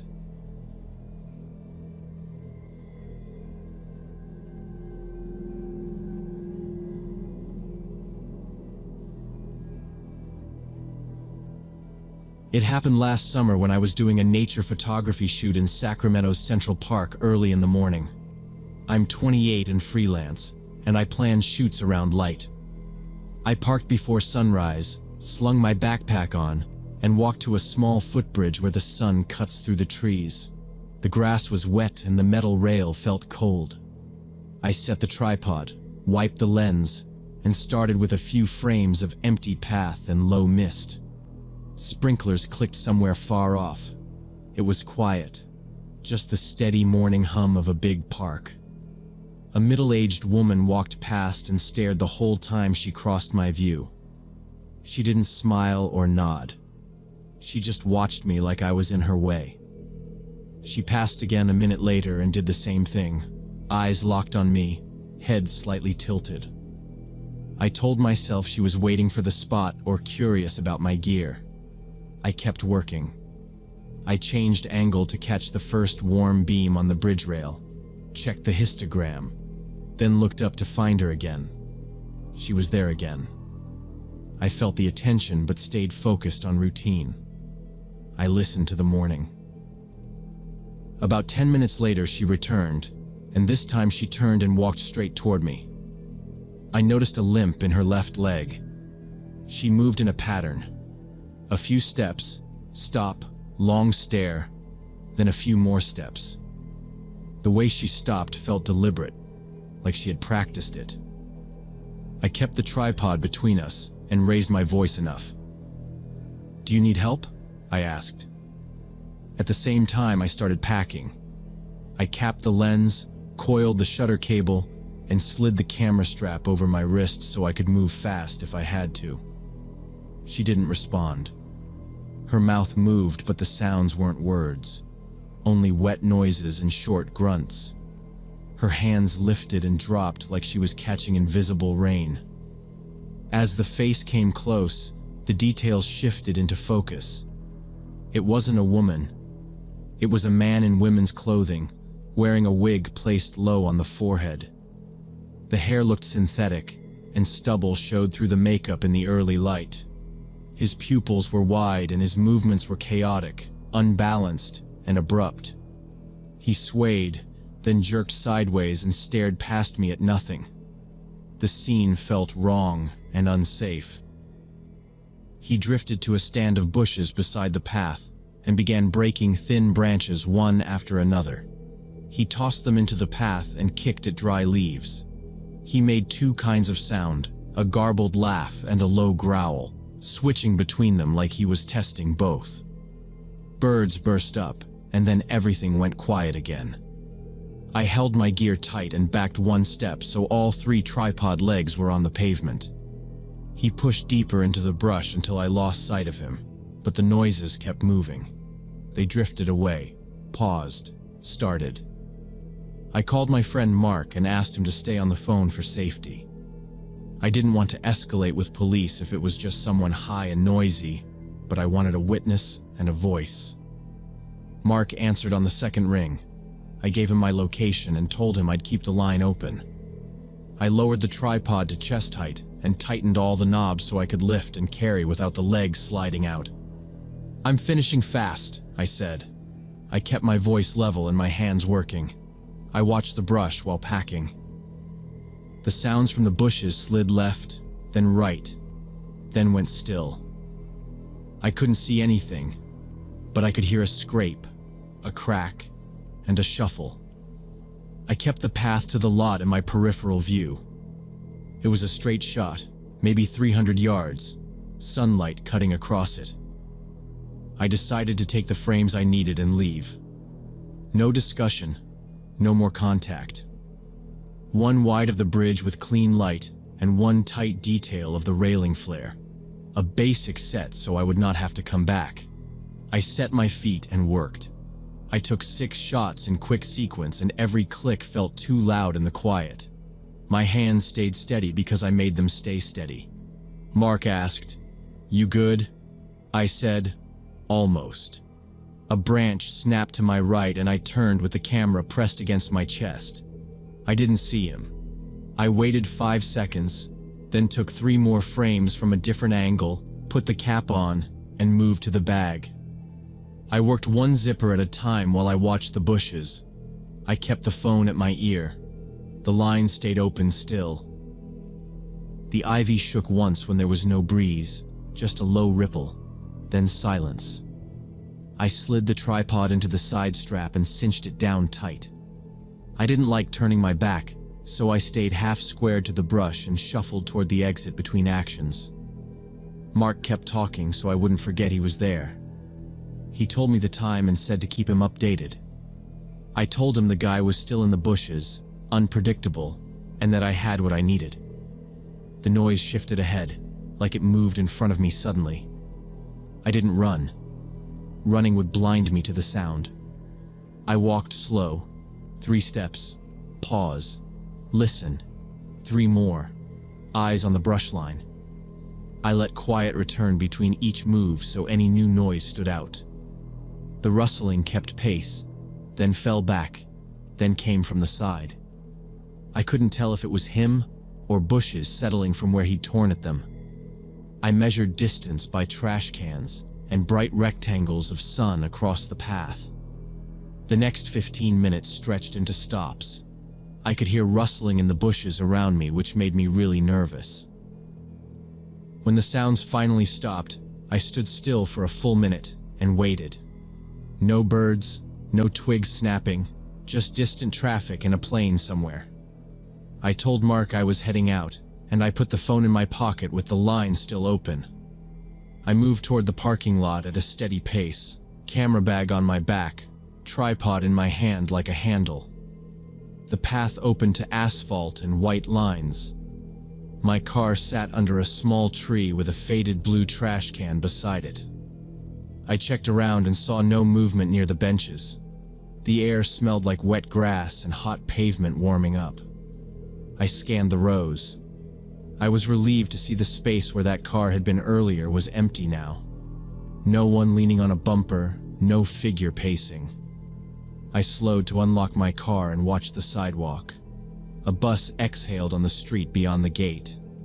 I looked down at the key fob to hit unlock, and then looked up again. The same man stepped through the park entrance like he had been waiting on timing. The wig was gone. He wore a plain t-shirt, dark jeans, and sneakers. Clean walk, no limp now. He passed close, shoulder angled, like he wanted me to feel how near he was.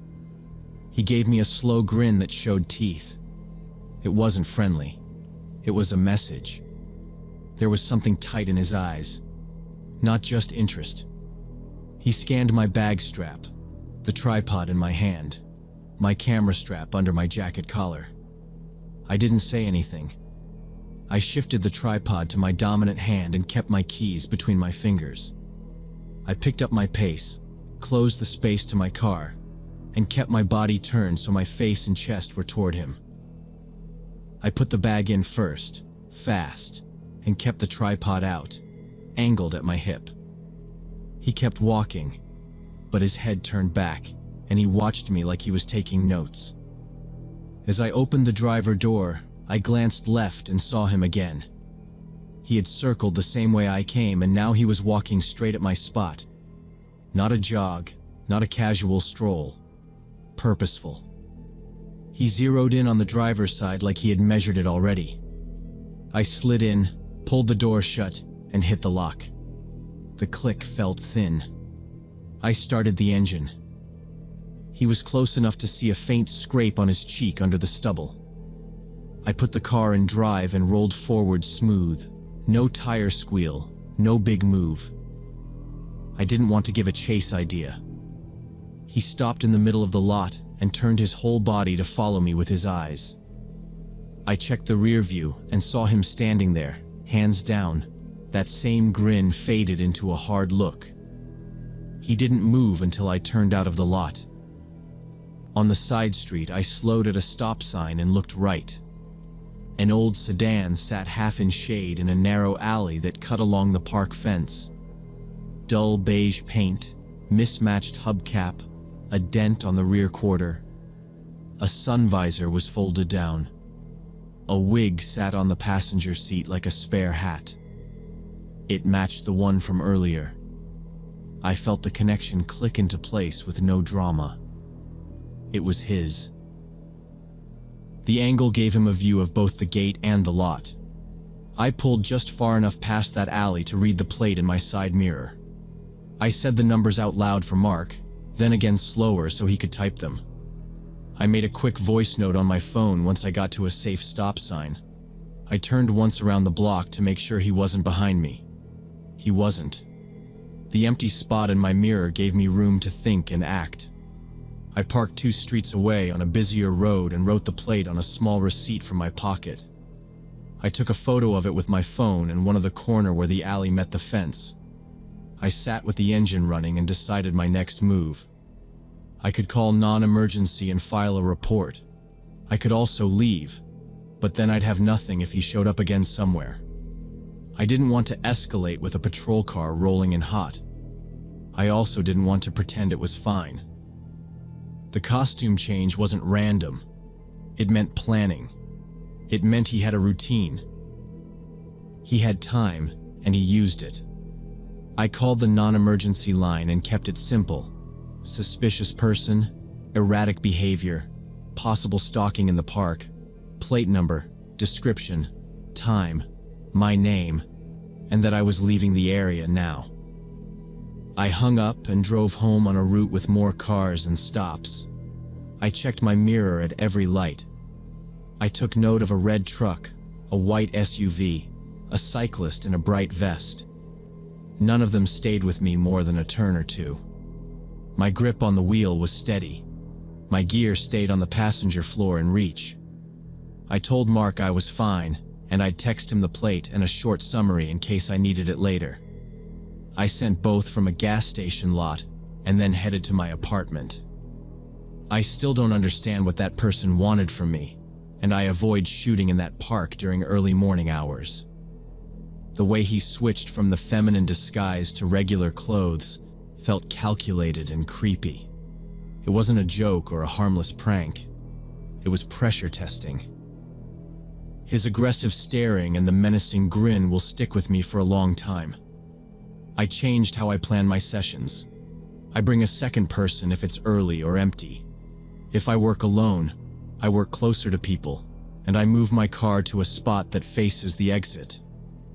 I keep the phone on a live call when something feels off. I take note of cars, plates, faces, clothing, walking patterns. I store the notes in a folder labeled with dates and locations. I added a small alarm to my bag and a can of spray to the quick pocket. When I park, I do one slow sweep before I even unclip the tripod. If something is wrong, I don't push through it. I relocate or I leave. No shot is worth the attention of someone like that. Sometimes I wonder if he was targeting photographers specifically, or if I was just unlucky. A person with expensive equipment, focused on their work, head down, predictable path from a scenic spot to a car. That is easy to map. Maybe he had done it before. Maybe he waits for someone to ignore their instincts.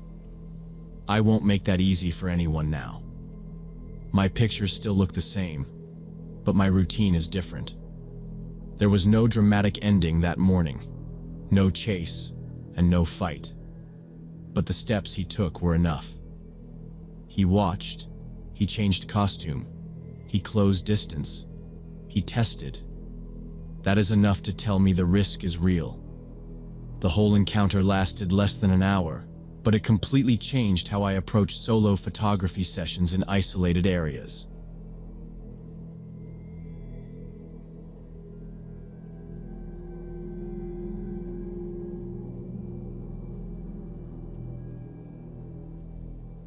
When I was 19 and in my sophomore year at LSU, I was dating this girl who lived about an hour and a half away in Lafayette.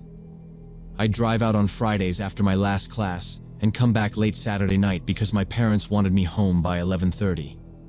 They always reminded me why. Deer on the road.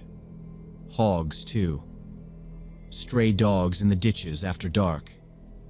Don't race the clock, my dad said. I didn't. I took the back roads because they were faster than the interstate, and because I knew them well in the dark and rain. That Saturday, it rained all day. By the time I said goodbye to my girlfriend, the rain had stopped, but the air turned into fog. It sat low over the pastures like smoke.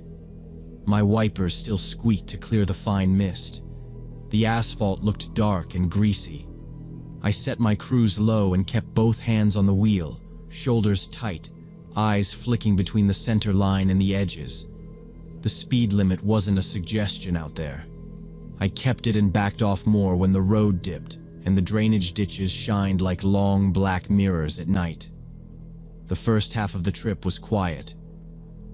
The radio kept cutting between stations, so I turned it off and listened to the tires.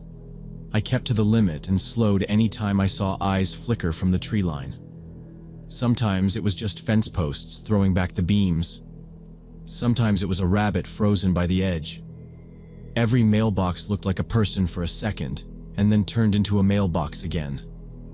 I rolled my shoulders and tried to stay loose, but my neck stayed tight, and the steering wheel felt slick under my hands tonight. The fog got thicker the farther I went. High beams only made a white wall, so I left the lows on and followed the reflective paint, faded in spots. Passing empty driveways, I saw water filling the ruts. A tractor sat under a tin roof with one tire off, and even that looked like a crouched shape in the corner of my eye. I wasn't scared. I was careful, and I kept moving. I knew this route well enough to feel the curves in my hands before I saw them, but I still took each bend like something waited there. About halfway home, I came into a small town I always used as a landmark. One blinking light. A 24-hour store with 2 pumps and a busted ice freezer by the door. Across from it, a McDonald's with the lobby closed but the drive-thru open, menu boards glowing through the haze. I checked the time. If I kept moving, I would make 11:30 easy. I thought about grabbing coffee and decided not to waste minutes. I rolled through the intersection, tires humming, and let the town slide by in the fog like a short commercial break on the road tonight. A car pulled out of the McDonald's drive-thru just ahead of me and took the same road I needed. It went slow from the first turn, so I eased off and gave space. The taillights were my only points now, 2 red coins floating in milk. I figured the driver was cautious like me. No reason to pass. There wasn't room anyway. We rolled past the last streetlight and into the dark again, the town shrinking behind us, the fog closing like a curtain across the rear view until there was nothing left but those lights and the wet road ahead. I stayed behind, hoping it would turn off and let me get back to my usual pace. But the car kept straight through the empty stretch past the feed store and the small cemetery with the chain-link fence. The fog swallowed the headstones to gray shapes. The red lights blinked as the driver tapped the brakes for every curve, even the shallow ones I knew by heart. My chest felt tight from leaning forward, so I sat back, loosened my grip, and watched the distance like a number I couldn't change, but still kept checking every few seconds anyway there. The road left town completely, and it was just the two of us. No houses, no shoulder. I had to follow those lights because there was nothing else to aim at. The center line disappeared in the glare.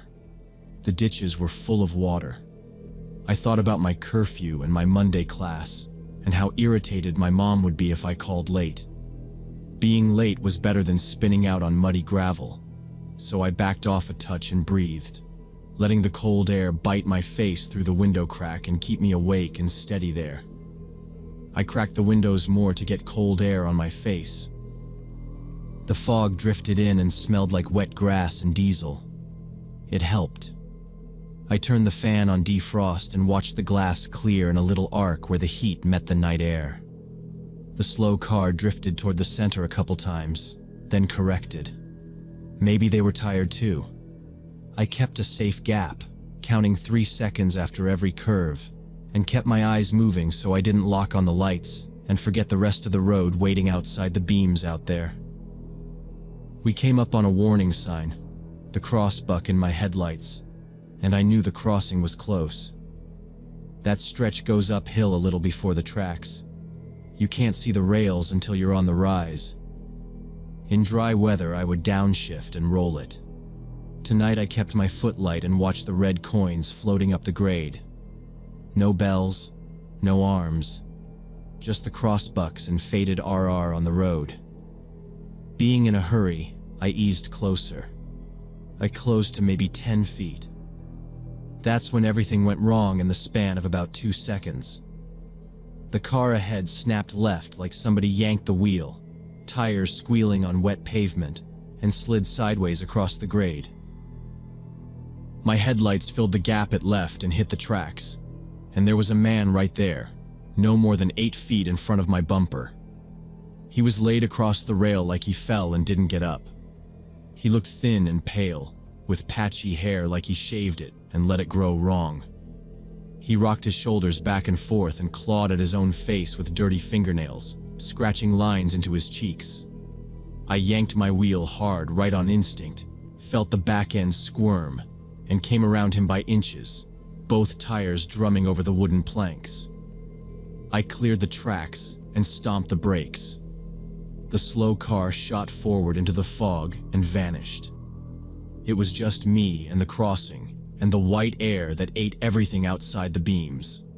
I hit the hazards. The orange lights clicked on and off, painting the wet rails. I unbuckled, leaned across, and pushed the window down. Cold, wet air came in and stuck to my skin. I stuck my head out and listened past the engine. It was quiet except for the ticking of my blinkers and the hiss of the defrost. "Hey," I called, normal voice, not yelling, not wanting to spook him. "Hey, are you okay? I didn't hit you, did I?" My own voice sounded small and flat in the fog. The man pushed himself upright in a slow, shaky way. He turned his head toward me with a stiff twist, chin first, then the rest, like he had a bad neck or he hadn't moved in a while. He stood on the ties with his feet apart and didn't come closer. For several seconds he just looked at me, or past me, I couldn't tell, because his eyes were dark in the glare. Then he opened his mouth and let out a scream that didn't sound like a word or a cry for help. It sounded like pain tearing out of him, long and harsh. He didn't give any sign. He just broke into a sprint and ran straight at my door, arms pumping, shoulders low. I dropped my head back in, grabbed the shifter and slammed it into drive. My foot went down all the way. The tires spun a half second on the wet and then caught, and I shot forward down the grade, the hazards still clicking, the sound fast now under the engine. About a minute down, I caught the other driver.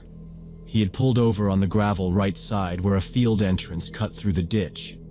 His reverse lights glowed for a moment and went out. He had his phone up to his face, lit screen bright. I rolled down enough to yell without stopping, slowing to match his window. "Did you see that guy back there?" I said. He cupped the phone to his ear and yelled, "Yeah, I'm calling the police right now. I'm going back to check on him."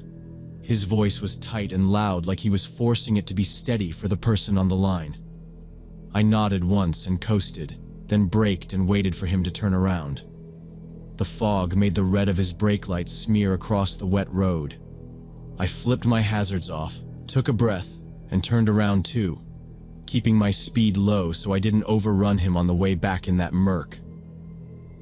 We rolled back toward the crossing together, his car in front again, but faster now, both of us hugging the right side and watching for anything moving. The crossbuck sign came out of the white mask, and then the rails, black lines across the grade. He stopped short. I eased up next to him, angled so both our headlights covered the tracks. The ties were slick, and the steel shined. There was nobody there. The ballast was wet and stirred up in places from our braking, but there were no footprints I could pick out from the glare. No hat, no shirt, no blood, no nothing. The fog coiled over the rails and drifted across the road like slow smoke, and then pulled apart again. We cut our engines to listen. There was only the ticking of cooling metal and the drip from the trees. He told the dispatcher where we were and what we saw. He gave the mile marker and the parish road number. I kept my lights on the rails and scanned the ditches with my phone light, sweeping the beam along the waterline. It showed grass laid flat by the rain and brown water moving slow. No movement. No sound. I kept my distance from the tracks because I didn't want to step wrong and slip.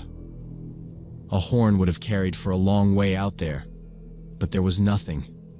Just gray air that felt heavy in my throat. Headlights in the distance finally cut through the fog after a long wait and grew into a unit. Blue and red lights came up behind and washed the white air with flashes. 2 deputies got out. One had a hat brim beaded with water and a big flashlight. They split without talking much, one on each side of the grade, and swept light along the rails and the brush. Another unit came and parked near the sign. They checked both directions down the tracks and called out to each other by last names. They walked the ditches and shined into the field entrance and along the fence. Tire marks from our cars were clear on the wet gravel and the road edge. The deputy with the hat asked us what we saw. We told it straight. He asked how close I got. I said 8 feet, maybe less, and I didn't hit him. He nodded and wrote time and direction and our names and phone numbers on a little pad in a plastic sleeve, and then tucked it back in his pocket. They stayed out there about 20 minutes, maybe more. They checked a shed across the field, and a culvert and a patch of trees where the ditch widened. Nothing turned up. The older deputy came back and told us there were no fresh missing person calls in the area tonight, and no closures or walkaways from any hospitals, group homes, or detox places around here. He said he would put out a welfare alert for a male on foot near the tracks, thin and barefoot, and asked the next parish over to keep a lookout at their crossings.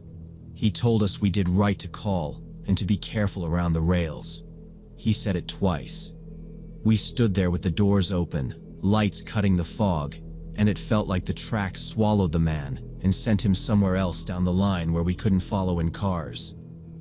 I didn't say that out loud. I only kept looking while the deputies talked on their radios and angled their beams along the ties one more time. The other driver rubbed his hands on his jeans and kept glancing at his mirror. When they cleared us, we turned our cars around slow and went back the way we came, single file, my eyes flicking to the rails as they slid past, expecting movement and seeing only the same wet wood and the black steel and the fog moving. I don't know what was wrong with that man or where he went. I think maybe he was in some kind of crisis and needed a medic, not cars coming at him from both sides. I feel bad I didn't get out, but when he screamed and charged, I left. It was instinct. It felt like a threat, and the road was wet, and there was no shoulder. I remember his feet slapping the wood through my window. I remember his nails on his face. It plays quick, then stops. When I pass that spot now, I ease off without thinking and check the rails, even in daylight. I still think about him whenever I drive through that area, wondering what his story was and if he ever got the help he clearly needed.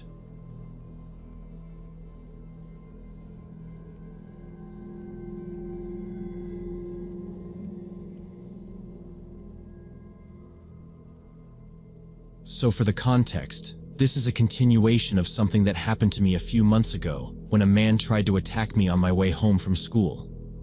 After that, I changed my route, stayed on busy streets, and walked with other kids. I kept my phone ready and my keys in my fist. For a while it felt under control. Then he started showing up near my house instead, like he found a way to be there without breaking any rule.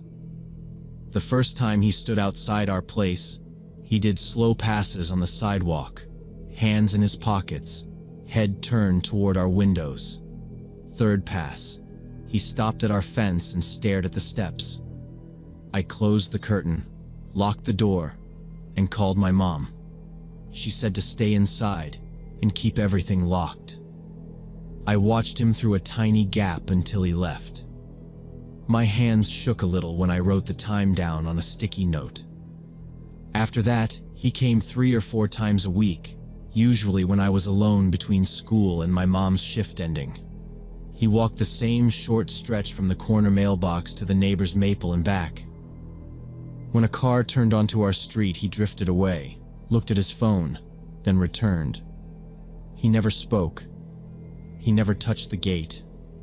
He just watched the house like he was waiting for someone to make a mistake. My mom called the police every single time. They arrived quiet, took notes, and looked around. They told us he was staying on public property, so they could file reports, but not much else. One officer advised cameras and an incident log. Document dates, times, clothing, behavior. We bought 2 cheap cameras and a small spiral notebook. I put the notebook by the kitchen phone and kept a pen clipped to it. We mounted a camera over the porch and one at the back door. The porch camera had a tiny red light that blinked at night. I tested the phone app and watched the feeds from the kitchen table.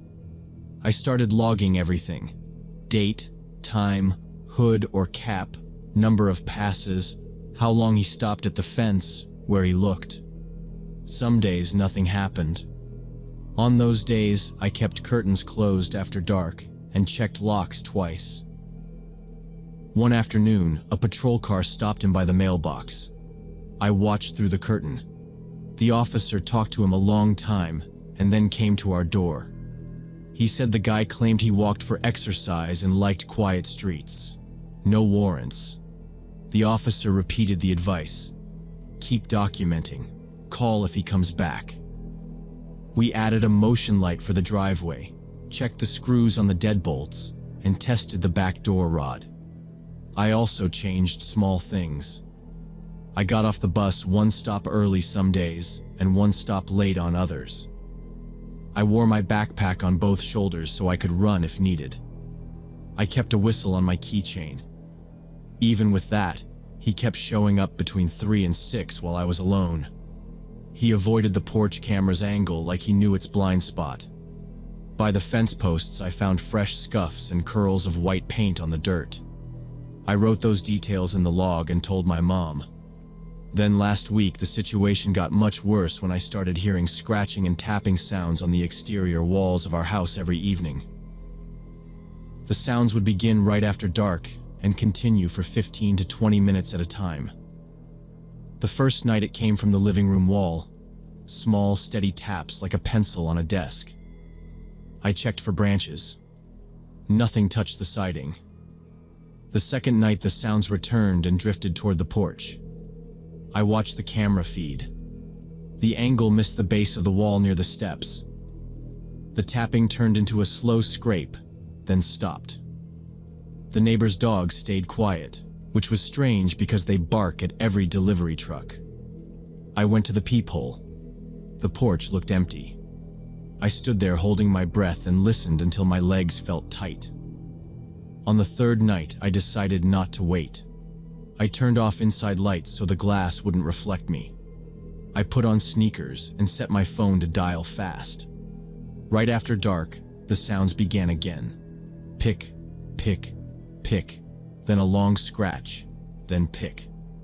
I lifted the front curtain 1 inch. A hunched figure in a dark jacket with the hood up stood by the steps, facing the wall. His hands moved slow against the siding like he was picking at the paint. He wasn't trying the door. He was focused on the wall, calm and patient, staying under the overhang where the sensor never trips. The red LED on the porch camera blinked, but it couldn't see him. The driveway light stayed dark. The dogs stayed silent. I stepped back and recorded video through the gap like the officer told us to do. I could hear fine grit falling on the concrete. I didn't stay there. I needed a door I could lock. I moved down the hall without turning on lights. I checked the back deadbolt and shoved the rod harder into the sliding track. I slipped the spiral log into my backpack because I knew the operator would ask for details. The scratching paused once, and a board creaked like a foot shifted. I didn't look again. I went straight into the bathroom, turned the lock until it clicked, and shut off the light so my shadow wouldn't show. I sat on the tile against the tub and opened the dialer. The ceiling fan hummed. Through the wall, I still heard the slow scrape and small taps, steady and patient, as if he had all the time in the world. I looked at the signal bars, full. I kept my voice ready in my throat and held the phone tight so I wouldn't drop it. I thought about the porch blind spot and the chipped paint by the posts and the silent dogs. I immediately called 911 and locked myself in the bathroom while waiting for police to arrive. The sirens were close when I heard gravel move outside. I stayed in the bathroom until the knock came and the officer said my name. When I opened the door, the living room was bright from headlights. The front yard looked white. The porch camera still blinked its little light. 2 officers walked the grass with flashlights. One of them pointed at the wall near the steps. Small scratches showed in the paint like someone dragged a key. There were new dents the size of coins. I told them about the hooded jacket and how he hunched by the siding. One officer checked the gate latch. The other pushed on the fence panel between our yard and the neighbors. It moved a little. He followed the line to where their trash bins sit. The lid on one bin wasn't closed all the way. He raised the lid and shined in. Nothing. Then he crouched and looked at the ground. The dust was scuffed like someone jumped and landed hard. They went to the neighbor's yard. I watched from the porch with my arms crossed tight to keep from shaking. The taller officer yelled, "Police!" and they went along the fence toward the alley. A minute later, I heard the chain link rattle, and then the officer came back breathing harder. "He cleared the fence," he said. "We didn't get eyes on him. He's fast." They asked me to describe again. Dark jacket, hood up, average height, thin, quiet. That was all I had. The officer wrote everything down and took short video of the scratches and dents with his phone. He looked at my porch camera and asked about the angle. I showed the app. We replayed it. There was only a corner of his sleeve once, then nothing. The officer's jaw tightened. He said, "We can classify this as vandalism and trespass. We don't have enough to attach it to the prior reports. The description is too general." He told me he would add it to the case number. They promised to increase patrols on our street. He said if we could swing it, an alarm system would help. At least something that beeps on door openings, he said. He gave my mom a brochure for a local company. She put it on the counter and nodded. "We'll look," she said. After they left, the porch light felt weak. I checked the lock on the door twice, then took the baseball bat from the hall closet and leaned it next to my bed. We looked up alarms online, but everything cost more than we expected, especially with installation. My mom called 2 companies for quotes. They offered an appointment next week. She didn't want a stranger walking through the house while I was alone, so we waited for a day she could be home. I kept the log up to date and added what the officer said. The next evenings were quiet. No scratching, no walks in front of our fence. It felt like a pause, not an end. This morning there was a small package on our doorstep when I went out to get the newspaper. It was wrapped in brown paper with clear tape and had no return address, just our house number written big. I didn't touch it. I went inside and called for my mom. She picked it up with 2 fingers and set it on the table. The paper felt soft, like it had been in someone's pocket. She cut the tape with the kitchen scissors and opened the top. Inside were disassembled parts from an old phone, a cracked screen, a scratched back panel, tiny screws in a plastic bag, and a battery with a faded logo. There was also a small note folded twice. My mom opened it flat on the table. The letters were uneven and big, with funny angles like someone tried to write with their left hand. It said, "Sorry for the trouble." No other words, no name, no threat. The letters had pressure marks that dented the paper. We didn't touch anything else. My mom took a photo and called the police. When the local officer arrived, he looked at the package and the note and shrugged a little. "Could be teenage pranking," he said. "Without video or witnesses, it's hard to say." He bagged the note and the parts, told us he would file it with the other reports, and repeated the same advice. Don't react to provocations, don't engage, don't leave the house alone. He said he'd ask for more patrols. After he left, my mom said we would do our part. She put new batteries in the motion sensors we had in a drawer and tested the porch camera again. I started carrying a whistle and pepper spray in my backpack. The spray is legal here, and the officer said to keep it in an easy pocket, not buried. At home, I keep the baseball bat by my bed and a second flashlight on the nightstand. I also keep my shoes next to the bed so I can move fast. In the evenings, I walk the inside perimeter of the house before dark. I check front door, back door, the kitchen window latches, the sliding door rod, the garage interior door, and the bathroom window we never open. I angle the blinds so I can see out, but they can't see in. I look under the porch through the crawlspace vent with my phone light. I note every sound. A car door down the block. A plane. The wind in the maple. I listen for the scratch that isn't the wind. I'm not confident I could defend myself in a direct confrontation. I'm small. I'm still in school. I know whistles and spray and a bat are not magic. I think about what might happen next every time I see a shadow at the edge of the blinds. Even locked doors don't feel solid when someone keeps returning and learning our routine. He knows when my mom leaves. He knows what time the bus drops me off. I don't like how predictable our schedule is. The worst part is knowing the police can't really do anything until something serious actually happens. I understand why. They need proof. They need a face clear on video or a name or a hand on the door. But waiting for that moment feels like watching a door frame for a crack to form. I keep the spiral log clean, neat, and ready. Dates, times, any detail I catch.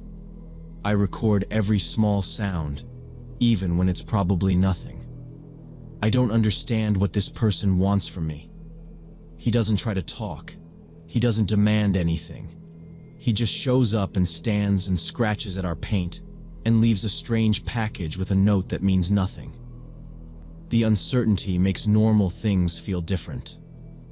I take shorter showers. I don't wear earbuds at home. I keep my phone charged and the ringer on.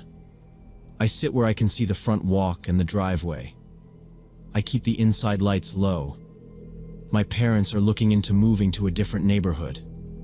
They have a notebook with addresses and school zones and rental prices. It's a big decision. It would change my bus route, my friends, and my mom's commute. We talk about it at the table when the house is quiet and the porch camera blinks its red light. She says safety first. I say yes. We both look at the front door.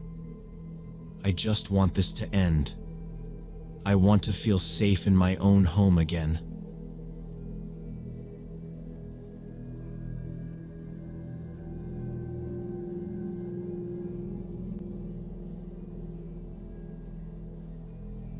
Growing up, I thought the weirdest thing that ever happened to me was this incident when I was about 10 years old. My mom and I were walking our dog around the neighborhood in suburban Detroit one night, pretty late, maybe around 11 p.m. We cut past the corner stop sign and followed the sidewalk that ran along the chain-link fence of the nature preserve. On the other side was the marsh, flat and dark, with cattails and black water between the reeds. The air was cold enough to see our breath. Our beagle's tags clicked against her collar, then went quiet when she stopped to sniff the wet grass. At night, the trailhead gate was locked with a rusted padlock. It was so quiet, that night I could hear the distant freeway like a low hum. Porch lights were off up and down the street. That's when we heard it. Calls floating out from the marsh. At first it sounded like birds. Not one bird, but a few, short notes, then a longer one. I waited for the repeat, but it changed. The pattern kept changing in a way that made me think of a person trying things out. It went high, then low, then stopped. I remember the way my mom turned her head. She didn't say anything at first. Her mouth pressed tight, the leash wrapped twice around her hand, and she started moving faster. The sound came again, closer, like it had crossed a pocket of open water. It wasn't loud. It was careful. Very careful. Our dog's ears flattened. She let out a small whine and leaned toward our house. A third set of calls came. 3 notes, a pause, then 2, like someone whistling with their tongue against their teeth. Again it changed. No rhythm you could set your foot to. No repeat. The wind barely moved the trees. Even at 10, I realized the sound didn't fit. It was too deliberate to be a bird. I felt the leash tighten again and looked up at my mom. She had both hands on it now. Mom grabbed my hand. "We're going back inside. Now." She didn't look at me when she said it. She kept her eyes on the fence and the black gaps in the reeds. I asked what it was. She shook her head once. The leash jerked when the dog pulled. We turned around and walked fast without running. I kept waiting for the calls to start again. They didn't. What I heard instead was our shoes on the concrete and the rattle of the leash clip. When we reached our driveway, Mom didn't stop to let me pick up the mail like usual. She had the keys out before we hit the porch. She checked over her shoulder one time at the preserve and then unlocked the door. Inside, she slid the deadbolt and the chain and stood listening. I stood there too, holding the leash. The dog drank water like she'd been holding her breath. I asked again, quieter. She told me to keep away from the trails after dark, said it wasn't safe out there at night. Then she closed the blinds in the living room and kitchen. I didn't understand why she was so freaked out. Seeing her scared made me scared too. I sat on the couch with my jacket still on, hearing the heater kick on and off, trying to match that sound to the calls, and failing. Mom didn't turn on the TV. She stayed by the window for a while, lifting one corner of the blind with her finger, and looking toward the preserve like she was waiting to see a shape in the reeds. After a few minutes, she told me to take the dog to my room and keep the door closed. I did what she said. That night I slept with the light on and the door cracked. Nothing else happened. In the morning, the marsh looked the same as always. Gray water, brown grass, a few Canada geese standing on the bank like they owned the place. After a while, I basically forgot about the whole thing. 2 years later, I was walking our dog by myself late one evening when those same calls started up again. This time, they seemed to be coming from behind this big bush right next to our front door. As soon as I heard them, I got chills down my spine and remembered exactly how my mom had looked that night, terrified and staring out into the marsh at something I couldn't see. The porch light was off and I could see the dark mass of the bush by the mat. The calls came again from inside the leaves, soft and wrong. I stood there with the leash in my hand and my key halfway to the lock. My hands went cold. I didn't say anything to anyone. I just moved. I ran inside as fast as I could and didn't go out alone after dark for weeks. I locked the door, then locked it again like that would change anything. If the dog needed a walk, I kept to the backyard and watched the gate. I set the porch light to stay on at night. When I heard any sound like a whistle or a bird, I turned up the TV. Over the years, I thought about it less and less, and only mentioned it to a few close friends. The whole thing just seemed so random and infrequent that it faded from my memory. Last year, at age 26, I moved to Arizona with my girlfriend Jessica for a new job opportunity. We packed a U-Haul and drove west. We found an apartment on the edge of a desert wash, beige walls and low stucco buildings. My job was across town in an office park. We'd been there a few months and were really enjoying the change of scenery and lifestyle. For 4th of July, we decided to go camping along the Colorado River to watch fireworks. We drove out in the afternoon and found the free campground behind a hospital lot, where a dirt road ran down to the water. There were a few scattered sites, some RVs, a couple of tents. The river was wide there, dark green with a slow current. We picked a spot at the far end where the brush thinned out. No one was close to us. We set up the tent, a small dome, and put our cooler by the door. Across the water we could see low houses and a distant bridge. As it got dark, fireworks started upriver, little bursts against the clouds. They were far, so the light barely reached us. We had to walk to the edge by the rocks to see anything more than a glow. The ground at the bank was packed dirt mixed with smooth stones. The air felt heavy. A huge thunderstorm was building over the desert. The clouds stacked on each other, and every now and then we saw heat lightning with no sound. The wind picked up and pushed the smell of wet plants through the campground. We heard 2 short blasts from a river patrol boat around dusk. They moved through with spotlights and a PA telling people to clear small crafts off the water until the storm passed. A few kayaks turned back toward the marina. After that, it grew even quieter. Most of the other campers drifted down the riverbank to find better viewing angles between trees. A couple left their chairs and coolers near their fires and walked away. Our side felt empty. Behind us, the hospital's back lot hummed with AC units. I could see a row of lit windows and an ambulance bay. Jessica and I just stayed at our campsite drinking beer and enjoying the relative solitude. We sat in our folding chairs by the edge and watched the dim fireworks reflect on the ripples. The wind rippled the tent and rattled the zipper pull. Somewhere upriver, thunder rolled.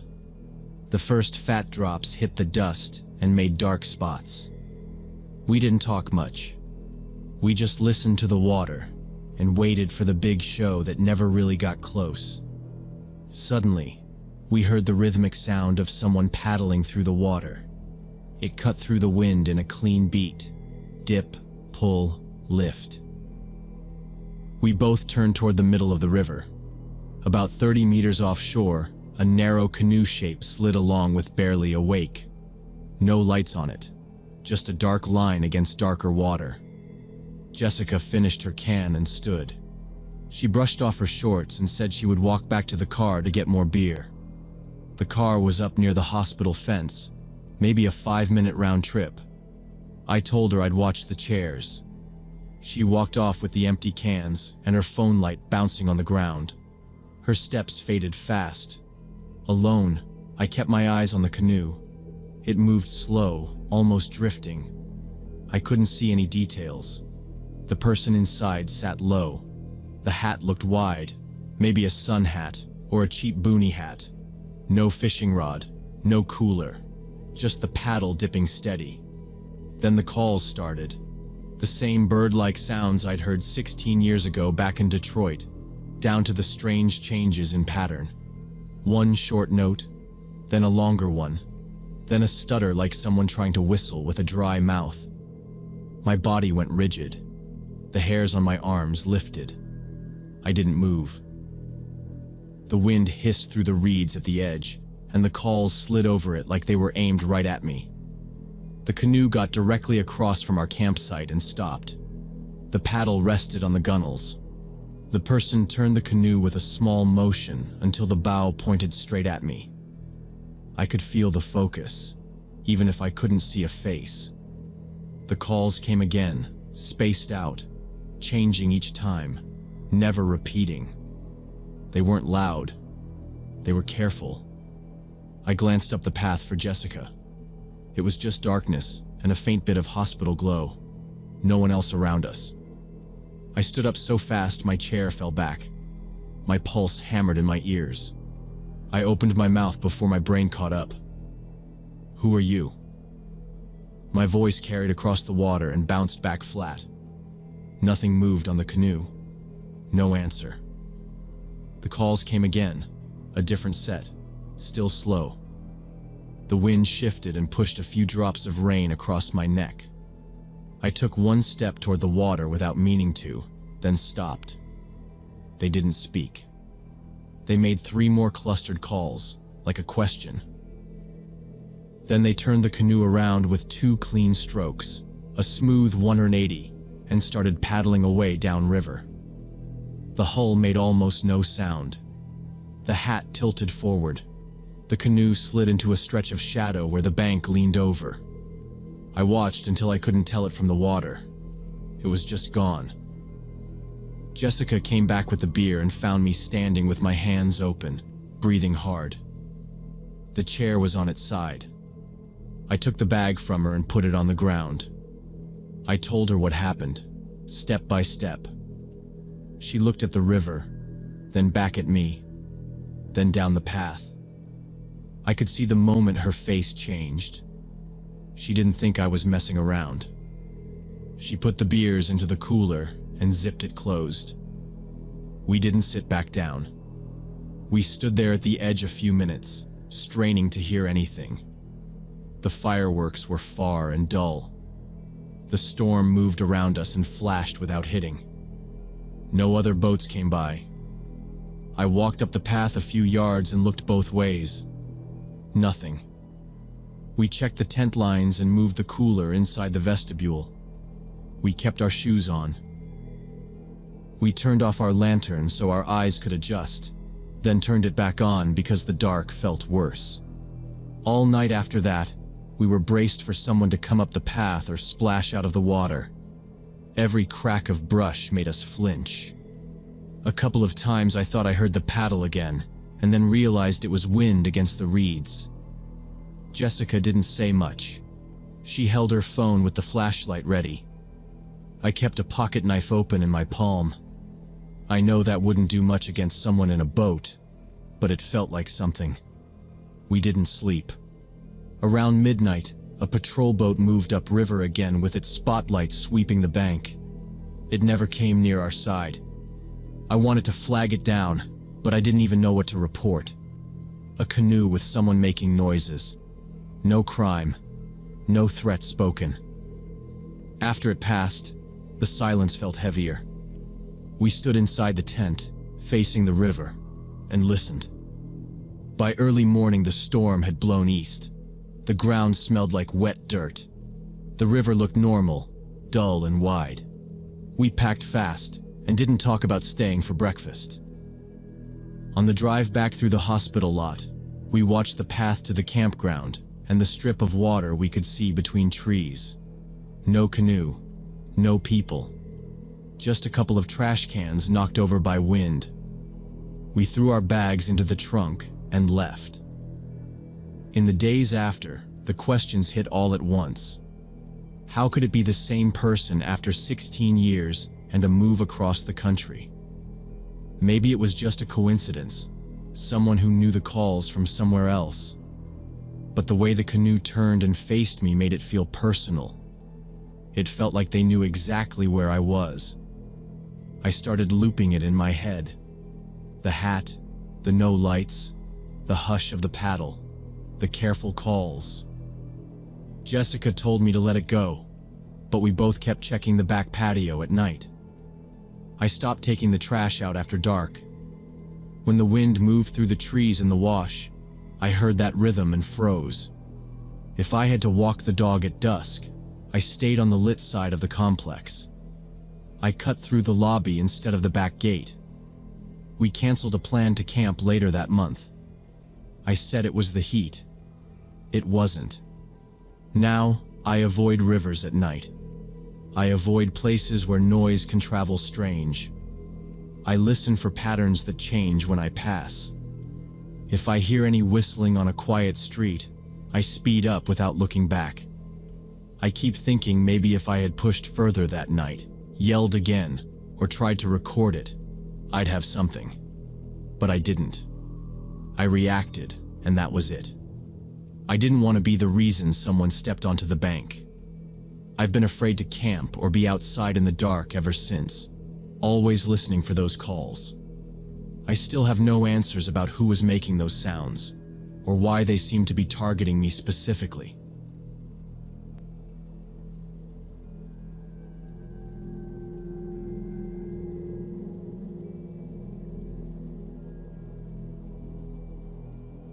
About 2 years ago, me and my husband David were flying back to LA from Toronto after visiting my parents for Christmas.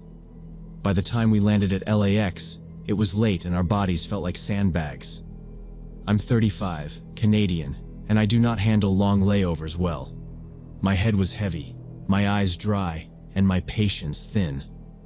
We shuffled off the plane, followed the crowd through the bright tunnel, and kept moving past the holiday ads and the blinking car rental screens. Baggage claim was loud. The carousel belt rattled and the air smelled like jet fuel and old coffee. I stood by the yellow line and watched black suitcases circle like slow fish. David leaned on the handle of our cart and tried not to yawn. When our suitcases finally clunked down, he hoisted the big one, and I grabbed the small one and my purse. Outside, the curb was a mess of horns and voices. We got in the official taxi line, just like always. A couple of guys in hoodies hovered near the edge, asking if we wanted a private car, best price. We ignored them. I've heard too many stories. I kept my purse on my shoulder and my phone in my pocket. The line moved slow. I shifted from foot to foot and watched the cabs pull up. It was almost our turn when the driver the dispatcher pointed to just walked away, like he forgot something and never came back. A yellow taxi rolled in with the engine already running. A man in a dark jacket jumped out fast and went straight for our cart. He didn't say hello. He didn't ask where we were going. He just took the handle of the big suitcase like it belonged to him. I thought it was strange, but we were too tired to argue. I wanted to put my purse in the trunk because I never leave it by my feet. I reached for the lid, and the man snapped at me without even looking. "I'll handle everything," he said, harsh and flat. I pulled my hand back. He shoved our carry-on to one side and kept moving like we were in his way. David tried to keep it light. "Can you open the trunk? We have one more," he said, pointing to the big suitcase. The man looked irritated, almost like a simple sentence was a problem. He just popped the trunk and moved the small bags roughly to make room. Airport noise blurred into a dull roar. I felt the pressure of the line, the push to just get in and go. I had this habit of never getting into taxis first, because of safety concerns from stories I'd heard about kidnappings. I stand outside until the trunk is shut and the doors are unlocked. I keep the door open until David is in. Then I get in. It's a small routine, but it makes me feel like I'm doing something smart when I'm tired. When the driver finally opened the trunk, I caught a glimpse of dark stains on the lining that looked very much like dried blood in the dim light. They were not neat dots. They were smeared patches, finger-length, palm-sized, crusted into the fabric near the latch and along the right corner. There were several stains of different sizes, and some looked relatively fresh compared to others. My mouth went dry. I blinked and leaned an inch closer without thinking. Before I could get a good look, the man quickly threw in our suitcase and slammed the trunk shut. The metal thud made me flinch. He pressed his palm flat against the lid like he was sealing something. Then he turned fast, reached for the rear door, and held it open without making eye contact. The dispatcher called out again, sharper this time, and pointed to the long line. David didn't notice any of it. He had already settled into the back seat, moving over to the far side. He was rubbing his eyes and asking the driver if he could take surface streets because the freeway had been a mess on our last trip. The driver didn't answer. He just leaned in and hit the button for the locks, and then slid in behind the wheel. My stomach felt tight. I looked at the trunk again, at the places where the lining met the metal, and tried to convince myself it was oil or rust or something from spilled wine. It didn't look like oil. It looked brown-red, dry around the edges, and darker in the center. The taxi's license number was painted on the bumper. I told myself to remember it, but the number slipped when I blinked. A man with a stroller glanced at me and sighed. A woman with a neck pillow muttered something under her breath. The air felt hot under the overhang even though the night was cool. I realized I was still standing there with my hand on the door and people were staring. My brain wanted to pause and make sense of the stains, the rush, the driver's irritation. But the line pressed closer, and the dispatcher waved again. The driver tapped the steering wheel with 2 fingers like he was counting. The engine kept that steady hum. The taillights threw a dull red over the silver suitcase that skated past behind us. David looked back at me. He patted the seat with his palm. "Let's go," he said, soft, not seeing my face. It wasn't his fault. He was done. I was done too, just in a different way. I checked my phone, made sure the battery was up, and slid it into my coat pocket where I could feel it with my thumb. I did not look at the trunk again. I reluctantly got into the taxi with my purse on my lap, gripping it tightly throughout the ride. The trip started ugly. The driver pulled away from the curb so hard my shoulder hit the door. He took the first turn without slowing, then punched the gas, then braked short like the pedals were either floor or nothing. My head knocked the headrest twice. The meter clicked up fast. The air inside smelled like stale smoke and something sweet and sour under it. I kept my purse on my lap and my knees together so my phone wouldn't slide. We hit a series of green lights, and he treated each one like a challenge. Left, right, fast merge, horn, brake. I felt nausea creep up from the long travel day and the way he yanked the wheel. I watched the blue dot on my phone. At first it seemed fine. Then the streets started to look wrong. Fewer lights, fewer people. Warehouse walls with graffiti. Chain-link fences with barbed wire rolls on top. We were not heading toward downtown. We were cutting south and east, toward the industrial outskirts. The freeway signs pointed to cities we didn't need. "Why are we going this way?" I asked, loud enough to be heard. He did not react. His shoulders were tight under the jacket. He kept his face forward. The rearview mirror showed only a slice of his cheek and ear. No eye contact. He changed lanes without signal and boxed in a delivery truck. David leaned forward and looked at my phone, then out the window. "Hey, this is wrong," he said. "We told you our hotel. Turn around. We're not paying extra for all this." No response. The engine hummed higher. The car shivered as we hit a rough patch. I thought about the trunk, the stains near the latch, the way his hand pressed the lid. I pictured someone bleeding in the back, dripping while the car bounced. I tried to swallow and couldn't. I unlocked my phone and opened the dialer. I didn't call. I just kept it ready. "Sir," David said, louder now. "You're taking us out of the way. I'll call the police for overcharging. Turn around at the next light." He still sounded like a tired guy angry about money. He didn't see what I saw. The driver gripped the wheel at 10 and 2 and kept cutting through empty blocks. The street lamps were thin here. Shadows on the corners, long truck yards, loading docks.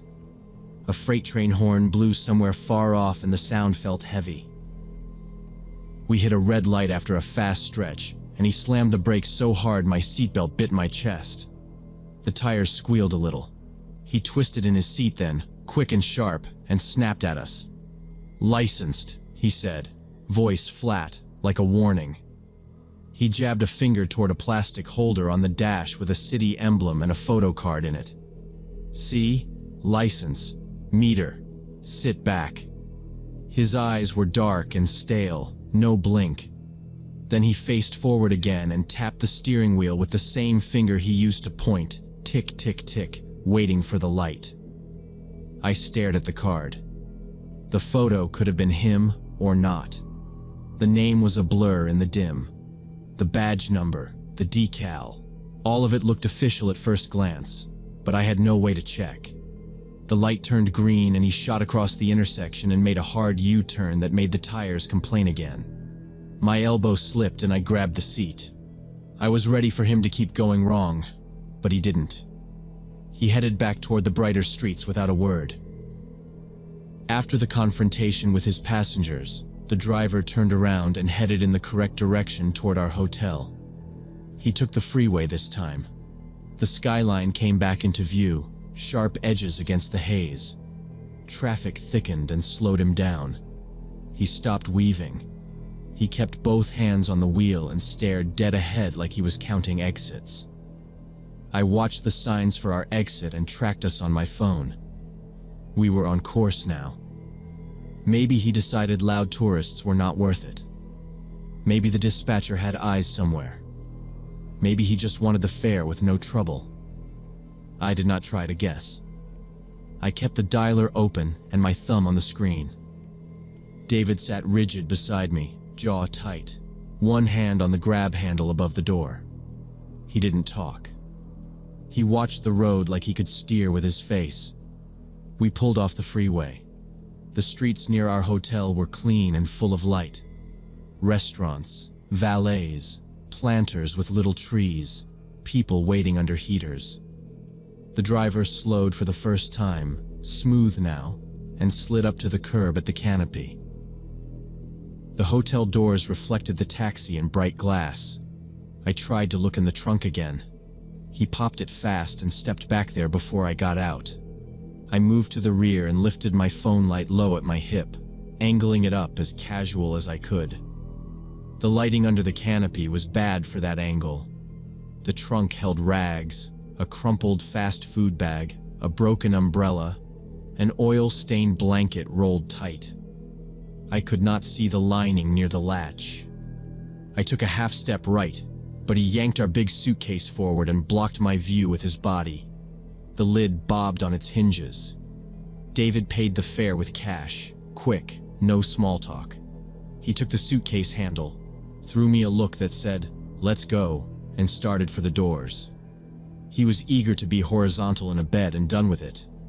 I closed my phone light and put it away. The driver shut the trunk with the same flat palm, climbed in, and pulled away without waiting for a tip. Inside, The lobby smelled like lemon cleaner and coffee. I still saw those dark smears when I blinked. Maybe they were oil, maybe rust, maybe nothing. I regret not insisting on changing taxis the second it felt wrong. It was late. We were tired. That is how people get picked. We reported the incident to hotel security right after check-in. The guard behind the small desk listened without laughing. He said they had heard similar complaints about unauthorized drivers hanging near LAX, jumping into the line when real drivers were pulled away. He told us to always stick with the official queue, get the car number, and take a clear photo of the plate and the driver ID before the car moves. If they rush you, step back, he said. Real drivers won't fight that. He took down what we remembered. It wasn't much. A yellow car, a dark jacket, a face that wouldn't look at us straight, a maybe name on a badge we couldn't read. No plate photo, no car number. He wrote anyway and said he would pass it to their contact with airport police. He repeated the advice again and added, "If you feel wrong, refuse the ride. Come back inside. Ask for help." David thinks I was paranoid from exhaustion. He says the stains were probably old soda or grease, and the wrong turn was a shortcut that didn't work out. He didn't see the trunk the way I did. He didn't feel the way the car wanted to go empty to empty streets while the meter climbed. I read about taxi safety after that. I learned how unauthorized drivers work the curb, how they watch for families and couples with bags and dead eyes, how they say official without proof, how they wedge in ahead of legit cars. They make money off confusion. Most want a quick fare with a high meter. Some want more. The pieces fit too clean for me. The real driver who disappeared. The smooth swap. The license flashed like a shield. The sudden course correction when we barked. I am not dramatic by nature. I just pay attention now. I keep my purse close. I photograph plates. I ask for the driver's name and say mine out loud back to him.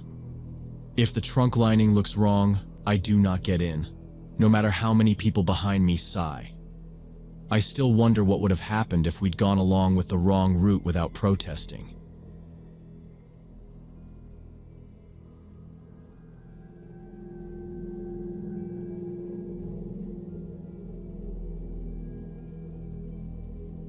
About a week ago, something happened at the middle school where I work as the main office secretary that still has me shaken up. We had just installed video cameras at the main entrance. We did it because we kept getting visitors who lied on the intercom. Before the cameras, people buzzed, said a name and a reason, and we pressed the button to let them in. Anyone could say anything. With the new system, we see faces at the speaker and at the gate. We can zoom in and record. I sit at a desk with 2 monitors, a phone, and the buzzer panel. The front door is thick glass with a metal frame. The gate is outside the small parking lot. The fence runs around the whole campus. Tuesday around noon, when the cafeteria line was finishing up, my desk phone rang. It was one of our parents. She had just dropped off her son late after a dental appointment. She sounded calm, but hurried. She told me she saw a motorcycle with no license plate circling the block. The rider wore a black ski mask and a dark jacket. Behind him was a van, also without plates. The driver wore a similar mask. They were moving slow along the curb beside our fence, then around to the back by the field, then back out to the front. She said it looked wrong to her. I asked where she saw them last. She said by the crosswalk near the main gate. I wrote it on a yellow sticky note and put the time. I looked up at the new camera feed and the street camera we have. I did not see them at that moment. The sidewalk was empty except for a student walking back from the nurse. I told the parent I would keep an eye out. I thanked her for calling. She hung up. I clicked the record function on the main entrance cam anyway. It was a normal day otherwise. The copy machine was going. Someone had left a box of laminated hall passes on the counter. A stack of early dismissal slips sat in my inbox.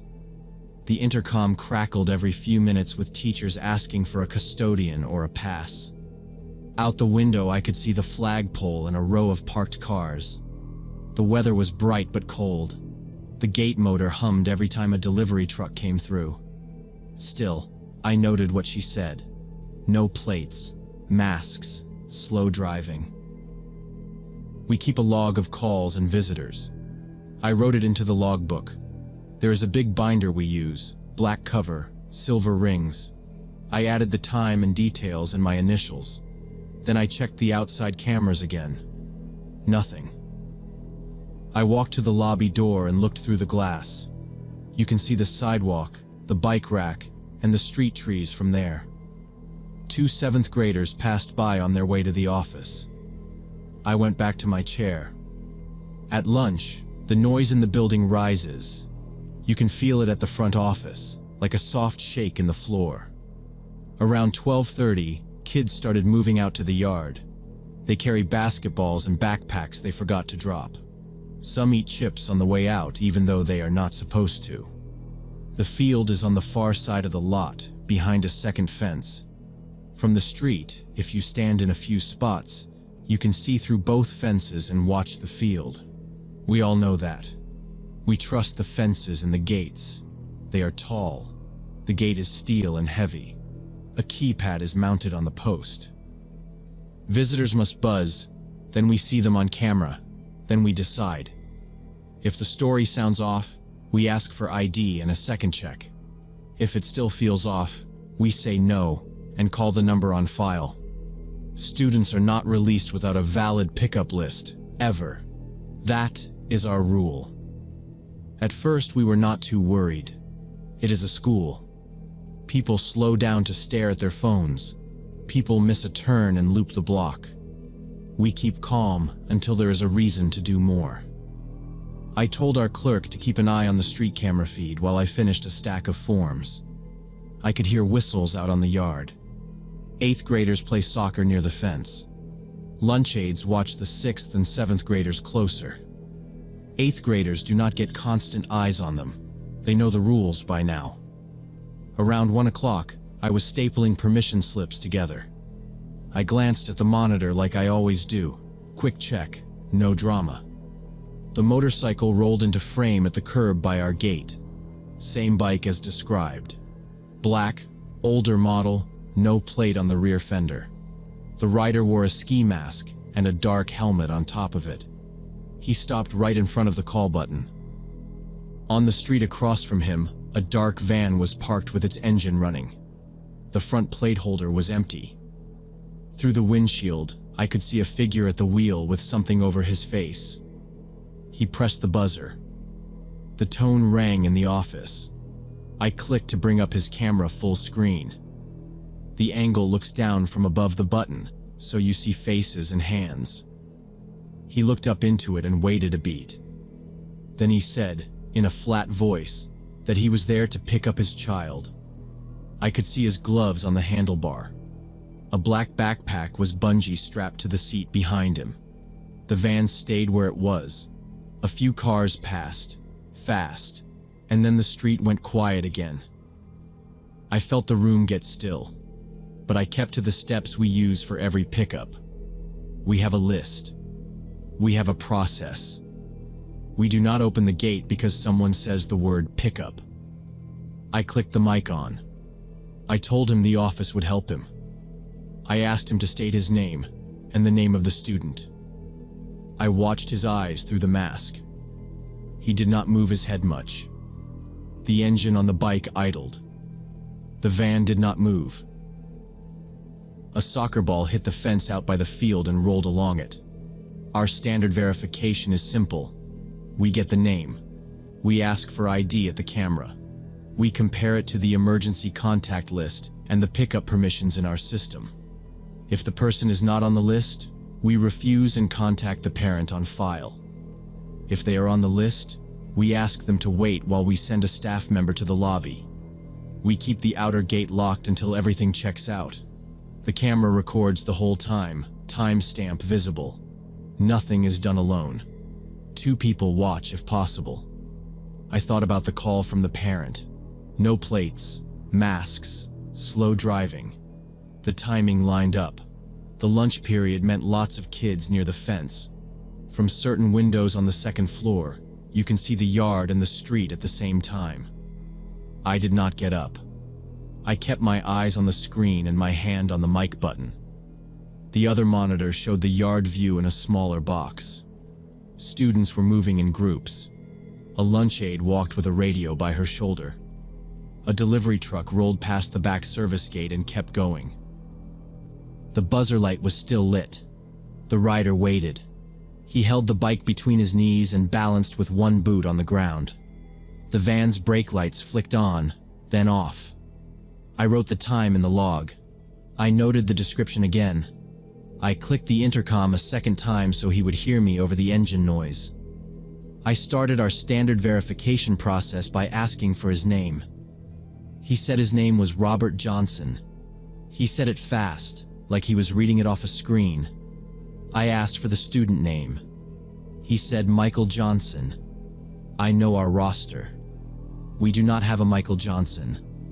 I asked for grade and homeroom. He said 8th grade, Ms. Smith. We do not have a Ms. Smith in 8th. I asked for the mother's name on the contact list. He paused and said, Amanda. No last name. He could not say a birthday. He could not spell the supposed teacher's name when I asked.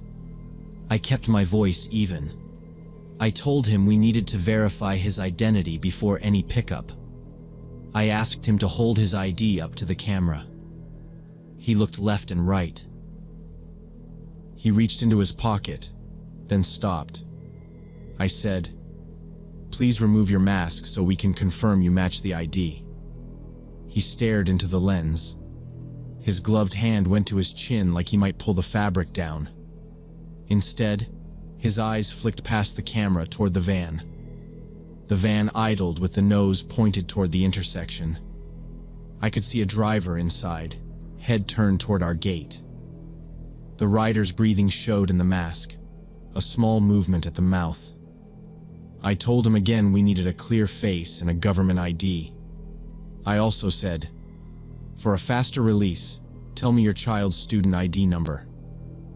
He tapped the clutch a little. The engine revved. He did not have an answer to that. I typed no match in our notes field and saved the entry. I was aware of the lunch yard on the other monitor, bodies in motion near the fence, but I did not look away from the gate feed. I kept my finger on the mic button. Our clerk stood now at my shoulder, silent, watching.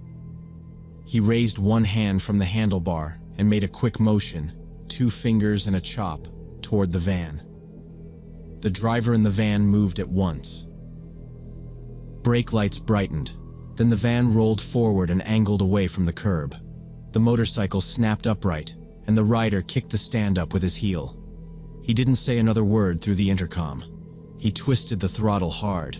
The bike leapt forward and shot down the street.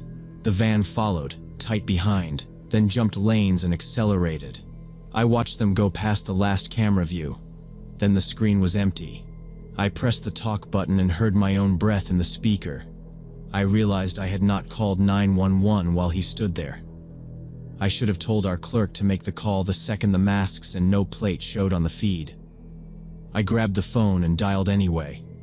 I gave the dispatcher our address, the time, the descriptions, the missing plates, the direction of travel. The clerk pulled the DVR export window onto the second monitor. I saved the clip to a thumb drive and labeled it with the date and time. Within minutes, a patrol car rolled up. 2 officers came in through the vestibule. I buzzed them. They asked to see the footage first. I played the clip on the screen, pausing on the rider's build, the black jacket, the gloves, the backpack strap. We printed stills. I handed over the thumb drive. They stepped back out to look at the street and the line of sight through the fence. One officer asked exactly where on the yard you can see the 8th graders from the sidewalk. I pointed to the angles from the elm tree and from the bus zone. He nodded and wrote it down. They took statements. I wrote times from the logbook. I explained the initial call from the parent about the slow loop around the school and the plates missing. They asked if we had any other visitors or deliveries around that time. I showed the sign-in sheet. A copier repair tech came at 10. A milk delivery at 11. Nothing at 1, except them. They said they would patrol more during lunch for the rest of the week. They asked for our bell schedule and the release times. I printed it. We did not get a call back that day. After they left, I sent a message to the principal and the lunch aides that we had an attempted unauthorized pickup. We stayed in normal operations but kept the outer gate locked between 1 and 1:30 unless we recognized a driver. I stood up and walked the lobby, checked the glass for any handprints, checked the lock on the inner door. I called the parent who had warned us and thanked her again. She said she was already home and would watch her street. She described the bike as older, matte black, a loud engine. She said the van had a dent in the rear quarter. The rest of the day, I kept one monitor on the street feed. Nothing else happened. The kids came in from lunch at 1:15. The building got quiet again, just the faint sound of a class changing and the copy machine warming up. I answered a few early dismissals, checked IDs over the camera, matched names to the list, buzzed no one until I saw a clear face and a matching line in our system. The gate stayed shut most of the afternoon. We never heard if they found the bike or the van. The next morning, I called the non-emergency line and added a note to the report with the detail about the backpack on the bike. A week later, the officer who took the case phoned and said they had increased patrols at lunch and at release. He could not share more. I understood. I printed a reminder for staff. Do not open the outer gate without a proper match, no exceptions. I put it above the buzzer panel. What bothers me is not knowing what they wanted inside. If I had buzzed open the outer gate when he first said pickup, the rider could have rolled straight into the lobby. The van could have pulled into our lot and blocked the exit. From there, it is too many paths. An 8th grader near the fence, a door propped with a rock, a quick grab in the confusion. Or it could have been a theft of equipment from the office or the tech room. We have laptops in a cart by the front hall on certain days. The masks and the missing plates say they expected cameras and they wanted to be anonymous. It did not feel random. They were early to lunch, they knew when the yard would be full, and they approached the buzzer exactly when the aides were spread thin. That is not an accident. They had watched at least once before. It makes sense.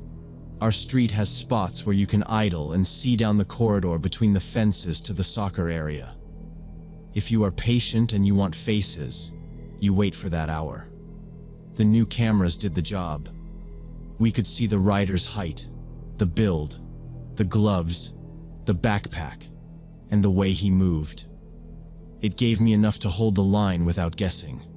Still, I made a mistake by not signaling our clerk to call 911 the second I saw the mask and the no plate. That would have been smarter. It is a small thing, but seconds matter when someone is at your gate and you don't know what they plan to do. I think about the chain of events that could have gone bad if I had believed Robert Johnson and Michael Johnson. We have students with common names, yes, but not that one, not here. One click on the buzzer and the situation changes from a video call to a person inside your door. Then it's hands, not policies. I don't like to imagine it, but I do, because that is how you fix the next gap. Now I check the street camera every lunch. I keep the log open and a pen ready. I make sure someone else stands with me at the monitor during busy times. We confirm faces and IDs every time. If the story is off by one detail, we slow it down and verify again. It is not drama. It is just the process. I don't know if they'll try again here. Maybe they got spooked by the camera angle they didn't expect. Maybe they learned how we ask questions. If they come back, it will be cleaner, without obvious masks, with a cleaner story and a name that exists on our list. I hope we see it coming. I hope the patrol car is on the block when they try it. But I keep thinking about that van idling across the street and the rider staring into the lens. And I wonder if they'll come back and try a different approach, maybe without the obvious masks and suspicious behavior.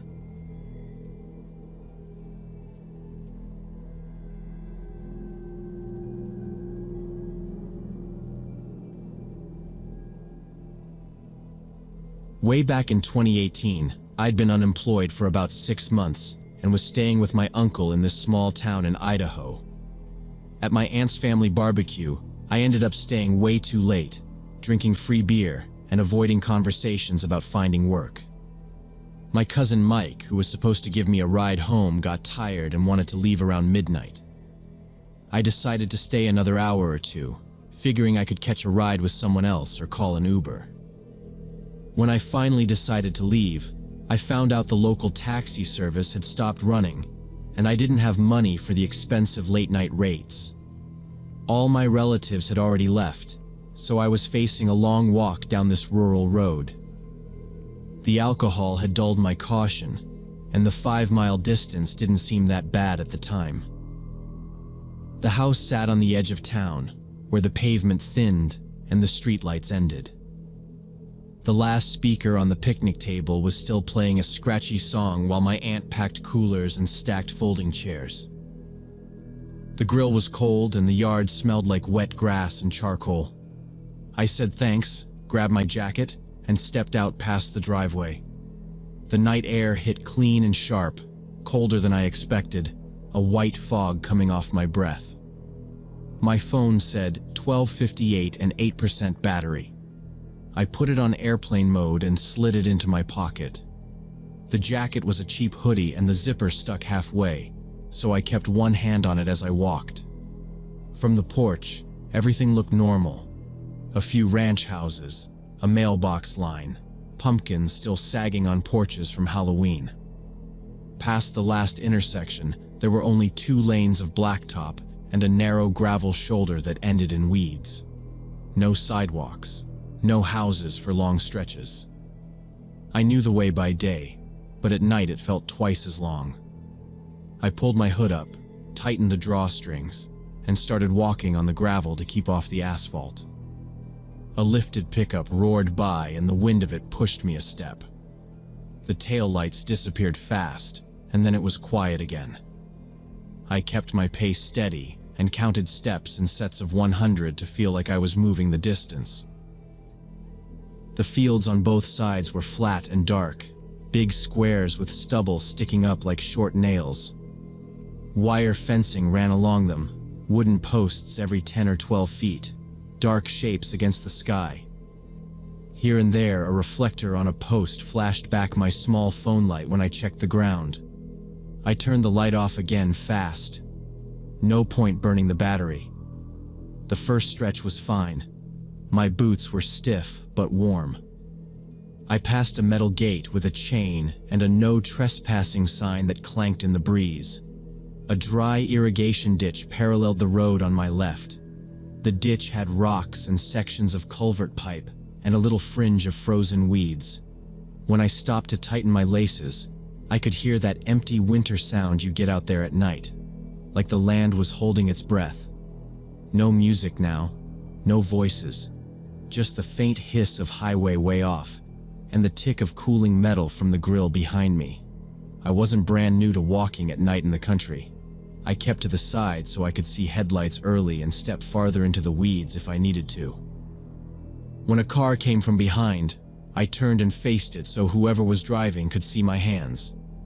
A couple cars passed in either direction. No one slowed down. That was normal out here. If you saw someone walking at night on this road, you let them be. I kept moving and watched the reflectors slide by. The road went through tree groves and empty fields with almost no lighting anywhere. Usually you could hear owls, coyotes, and other night animals out here. But tonight there was this unusual silence. I figured it was just the cold weather since it was mid-November and pretty chilly. About a mile into the walk, I noticed rustling in the bushes parallel to the road, like someone or something was moving in the same direction as me. At first, I thought it might be a deer or stray dog, but the sounds didn't go away and clearly followed my movements. When I sped up, the sounds would speed up too. When I stopped, they would also go quiet. I cleared my throat and kept walking, trying not to overthink it. The bushes were low, mostly rabbit brush and cheatgrass with a few scrub pines where the ditch dipped. Every dozen steps I heard a soft push of stems, then a small snap like a twig under a light shoe. I stopped and clicked on my phone for one quick sweep. The beam washed over weeds, fence posts, a rusted soda can in the ditch. Nothing else. No eyes shining back. I turned the light off and stood still. The sound went dead too, as if whatever it was had frozen in place. After 10 seconds, I took a few slow steps and heard it again, same distance off my left. I crossed the road to see if it would break the pattern. The gravel crunched under my boots, and the cold bit through the knees of my jeans when I stepped into taller weeds. The rustling shifted too, not loud, but there, moving with me on the new side. I didn't like that. I slid my keys between my fingers and picked up my pace. Breath pulled sharp in my chest. Somewhere behind the fence, a chain tapped a post. I told myself it was livestock. I told myself anything and kept walking. I started getting nervous, imagining an encounter with a hungry coyote or even a bear. I tried to outrun whatever was following me, almost breaking into a jog. But after a few hundred yards, I heard loud cracking of branches directly behind me. The sound was too strong for a medium-sized animal, and something large had definitely stopped just a few feet from the road. I felt like someone was standing behind my back, watching me intently. Fear overcame common sense, and I slowly turned around to see what was there. In the shadows of the trees stood a tall, thin figure of a person in dark clothing who had obviously been following me. The stranger's height was about 6.5 feet, and I couldn't make out the face in the darkness. The person stood absolutely motionless like a statue, just staring in my direction. I kept the hood up and froze with my feet in the gravel. The ditch between us was shallow, a strip of hard dirt and dead weeds, then the fence line. The figure was inside the fence, one step back from the brush, centered between two posts. No sway, no shuffle, just there. I lifted my phone a little and tapped the button. The weak light blinked and barely reached them. Just a flat line of shadow and sleeves. I didn't see a backpack or anything in their hands. The battery icon flashed red and I killed the screen again. I cleared my throat and said, "Hey," to test if it was a person who needed help, but the words sounded small and wrong in the cold. No answer. Not even a head tilt. The air smelled like dirt and diesel from earlier traffic. My breath fogged and drifted in front of me. I took one slow step backward onto the asphalt and listened for any shift. Nothing. The quiet felt heavy. The last house light I'd passed was far behind me, and the next intersection was a dark line I couldn't reach with my eyes. I didn't hear any more cracking, just that dead silence like the fields were padded. I decided to move. Not fast. I turned my shoulders and eased forward, keeping the figure on my left side view for as long as I could. When I hit the angle where I had to face front, I heard another crack and a dry branch pop, closer to the fence line. I pictured the person stepping over wire. I didn't look. I pushed off and ran. I screamed from shock and terror and ran as fast as I could without looking back or checking if the pursuer was following me. My heart was pounding wildly. There was noise in my ears, and my legs were giving way from fear and alcohol. Only after half a mile did I risk looking back, and the road behind me was empty. I walked the rest of the way home at a fast pace, constantly turning around and listening to every sound. The silence was still deathly quiet, which scared me more than normal night sounds would have. When I got home, I locked all the doors and couldn't fall asleep for a long time, replaying what happened in my head. I understood I had been drinking, but I'd never had hallucinations from beer before in my life. In the kitchen, I turned on the overhead light, and it threw long lines across the linoleum. I set a glass under the tap and let it run until it was cold. My hands shook and I had to set the glass down. I went window to window and checked the latches. Front door, back door, the slider to the deck. I pulled the curtains tight. At the sink, I kept listening for tire noise or footsteps in the yard. Anything. But the house just clicked and settled like normal. The clock on the microwave said 2:04. I stood there and watched the numbers change to 2:05 and then 2:06 and felt stupid counting them. I wanted to wake my uncle, but he had an early shift, and he'd already done enough letting me stay. I kept it quiet. I plugged my phone in, and the screen lit the room and made me jump at my own reflection in the glass. I thought about calling Mike. Then I thought about explaining why I stayed and why I walked and decided not to. I opened the hall closet and took out the heavy flashlight he keeps by the door. It's the metal kind with a thick head. I set it on the table and sat where I could see both the front door and the back door. The heater kicked on and hummed through the vents. The hum made the silence worse when it shut off again. Around 3, I got up and checked the backyard through a crack in the curtain. The deck was covered in frost. The lawn looked like a flat white blanket. Nothing moved. No prints near the steps. I held the curtain and scanned left to right, slow, to keep my eyes from playing tricks. I didn't see anyone by the fence. I checked the front again the same way. Just the empty street and a street light a block down glowing over nothing. I sat back at the table and put my head on my arms, but I didn't sleep. When the first light came through the blinds, I finally felt my jaw unclench. By morning, the whole thing felt like it happened in a tunnel. I knew the road. I knew the fences. I knew I had seen someone. I could still picture the exact spot by the fence post. I could still hear that branch popping like a knuckle. I kept going back through it, step by step. No good reason for anyone to be in that field so late. No good reason to track a random guy. No reason to stop and stare like that. I didn't tell my aunt. I didn't want a lecture or a comment about beer. I threw up the hood of my sweatshirt and pretended to scroll my phone until the house settled into its daytime noise. When my uncle got home that night, I asked if I could borrow his truck for a few days. He tossed me the keys and said, "Top her off." I nodded. I didn't go back down that road, not even in daylight. When I needed to get to town, I took the long way. If someone offered a ride, I took it, even if they had to rearrange seats or make an extra stop. If I had to wait 30 minutes for someone, I waited.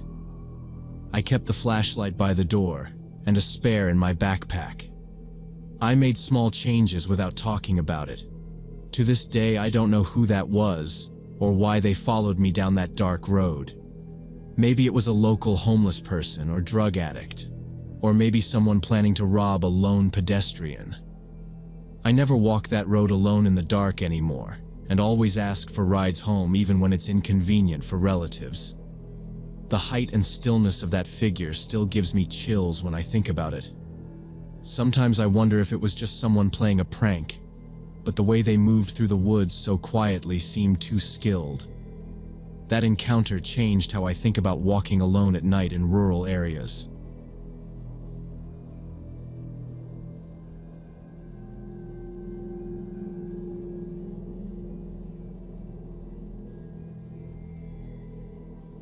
During spring break of my sophomore year, my buddy Kyle convinced me to join him in Miami Beach for the week.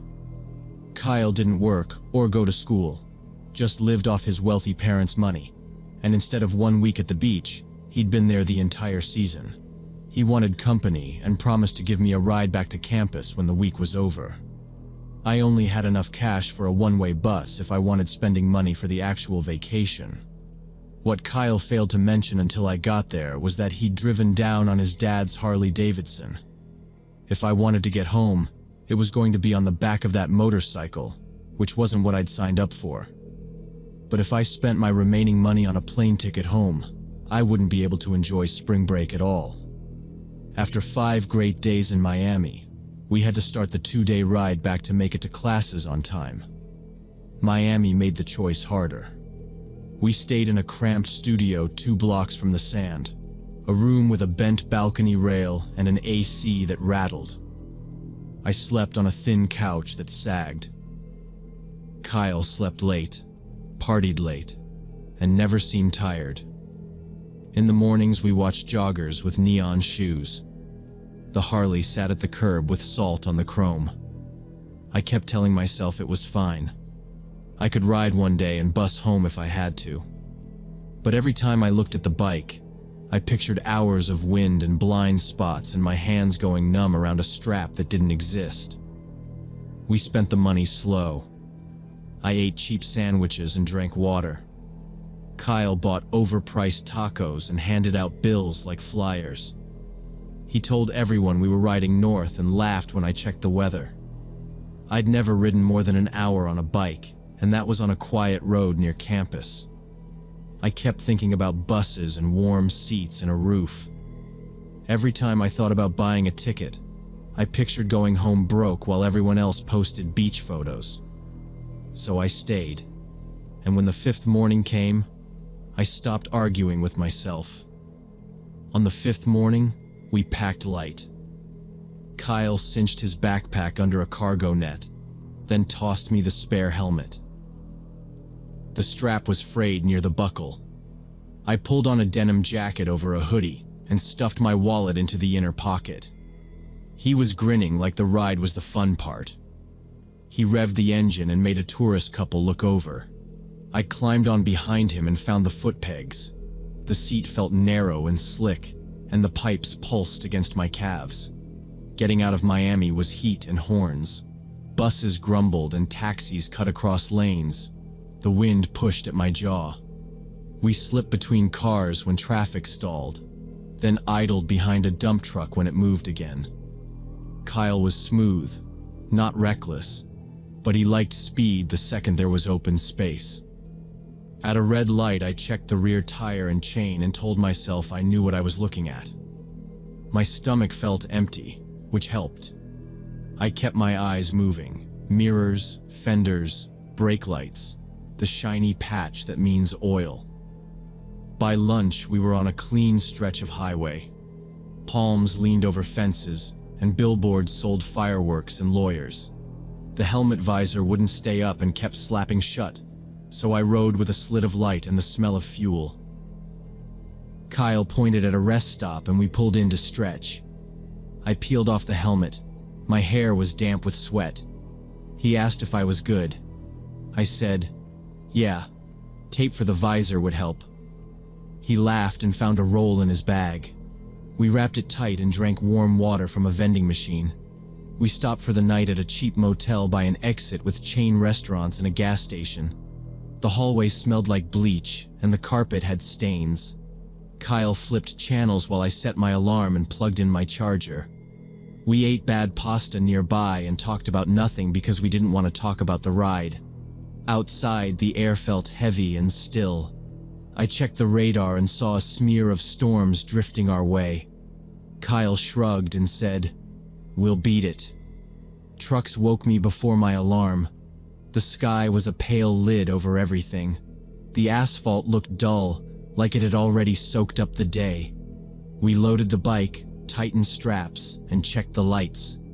My fingers felt clumsy in the cold. I downed gas station coffee that tasted burned and bit into an old donut. The clerk said, "Be careful," then looked at our helmets and went quiet. On the ramp back to the highway, the wind tugged at my shoulder. The air had that press to it, like something heavy was leaning down. We left pretty early in the day, and by 2 p.m. we'd made it to Central Florida. That's when the weather started getting really ominous. The sky darkened incredibly fast as the most threatening storm clouds I'd ever seen began rolling in overhead. These weren't normal gray clouds. They were this weird greenish-black color that completely blocked out the sun. It was the middle of spring, but by 4 o'clock it was pitch dark outside like nighttime. The only good thing was that it wasn't raining yet, so we wanted to cover as much distance as possible before having to find a motel. I'd never seen anything like those clouds in my entire life. I really can't describe how terrifying they looked. It was like they were being pushed down on top of us with some kind of purpose. When they started forming these spinning funnel shapes right above our heads, I got genuinely scared. I didn't know if that meant a tornado was forming, but it definitely wasn't a good sign either way. Finally, the storm hit with heavy rain and lightning.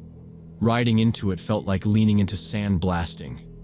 Every raindrop hit my cheeks and nose like small rocks, and needles ran over my arms and neck. The wind shoved at us from the left, then the right, and the bike wobbled as Kyle corrected. Cars slowed and flicked hazards. A white pickup hydroplaned, slid, then caught itself. Lightning strobed across the sky and turned the road white for a second. The thunder landed right after, a hard crack in my chest. I kept one hand on Kyle's jacket and the other clamped on the grab rail, trying not to think about how narrow the tire patch was between us and the asphalt. I could taste metal. Water pushed under my visor even with the tape. The cold went through my gloves, and my fingers felt numb and clumsy. My knees pressed into the seat to stay steady each time a gust hit. The lane lines disappeared beneath a glass of water, and we followed taillights like they were buoys. A big rig passed and threw a wall of spray that blinded us for 2 breaths. Kyle eased off but didn't pull over. He looked solid in front of me, head down against the wind, shoulders square, the red of his brake light reflecting on his wet jacket. A blue sign showed through the dark like a washed-out TV screen. Gas, food, lodging. I read the words, Hampton Inn, through running water. The exit arrow came fast on the right. Kyle tilted his helmet toward it and shouted a word I barely caught. Stop? I thought about a hot room and dry socks. I thought about my face burning and my neck stiffening. But I also thought about how Kyle moved through life like nothing could push him, and how I didn't want to be the one to tap out first. No, let's see how much further we can make it, I yelled, mouth close to his ear. The wind tore the edges off the words, but he got it. He barked a short laugh and rolled the throttle. The tires hummed on the wet road. The sky above us was that low green black, and the cloud shapes over the median twisted into funnels that thinned and broke. My helmet vibrated so hard my vision jumped at the edges. We rode past a wooden overpass that boomed with the rain like someone dropping boards. Debris slid across the highway, a palm frond, then a plastic bin lid, then a flat sheet that flipped like a card. A sedan with hazards creeping in the shoulder made a wake we had to cut. I started counting the seconds between lightning and thunder without meaning to. 1, 2. Crack.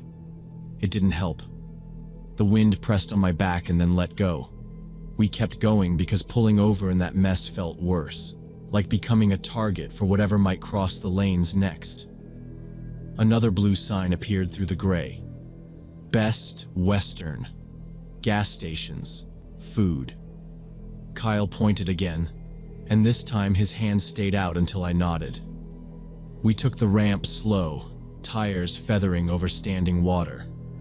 The wind dropped a little as trees around the exit pocketed some of it. Parking lot lights flickered over puddles and shopping carts blown into curbs. The hotel had a low roof and tan walls with dark rectangles where the rain ran. The automatic door shuddered when a gust pressed it, then slid open. We checked in with our jackets dripping onto the mat. The clerk slid 2 key cards across in little sleeves and said, "You guys ride in this?" Kyle said, "Yeah." Water running off his chin strap. The elevator was slow. The carpet smelled like damp. In the room, the air conditioner under the window rattled and blew cold air that smelled like dust.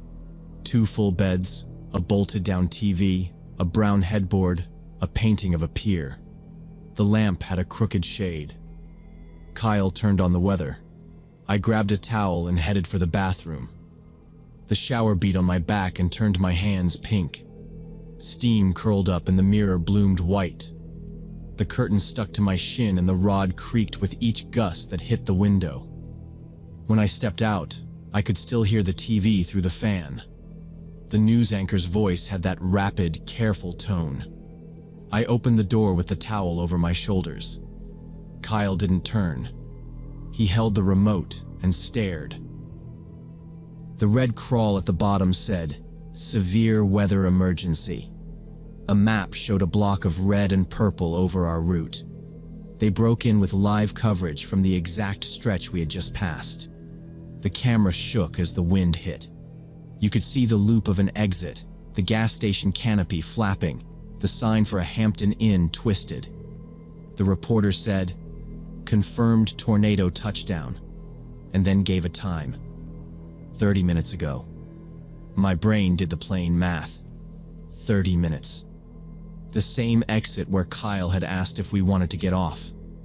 The thought lined up with a hard click that made my mouth go dry. They cut to aerial footage. The Hampton Inn looked like a dollhouse ripped open. Rooms showed along the side, mattresses half out the windows, curtains whipping. The metal sign had snapped.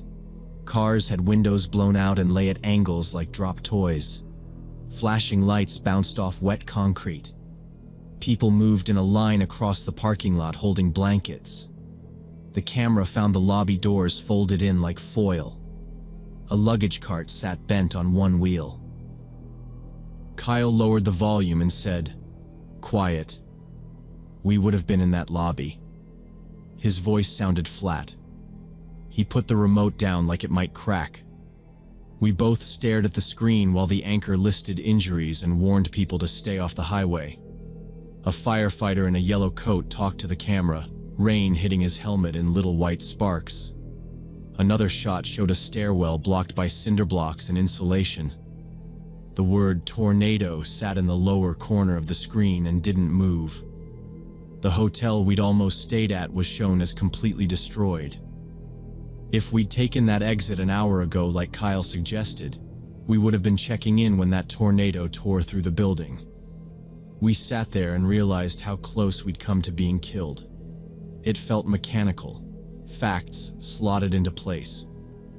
My decision to keep writing, made mostly because I didn't want to seem weak, had probably saved both our lives. I had wanted out of that storm so badly, but the idea of quitting in front of Kyle had been louder. We kept the TV on and didn't talk much. The air unit kicked on and off with a click. Rain rattled on the window and wind hummed under the door.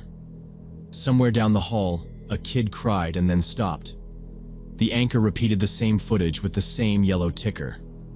They showed the path on a wider map, a hook over counties I barely knew. I turned our helmets so the visors faced up. Water dripped from mine and made a dark coin on the desk. Kyle called his dad and said we were fine. He kept it short. I texted our group chat that we were safe and put the phone face down. The towels made small dark ovals on the carpet.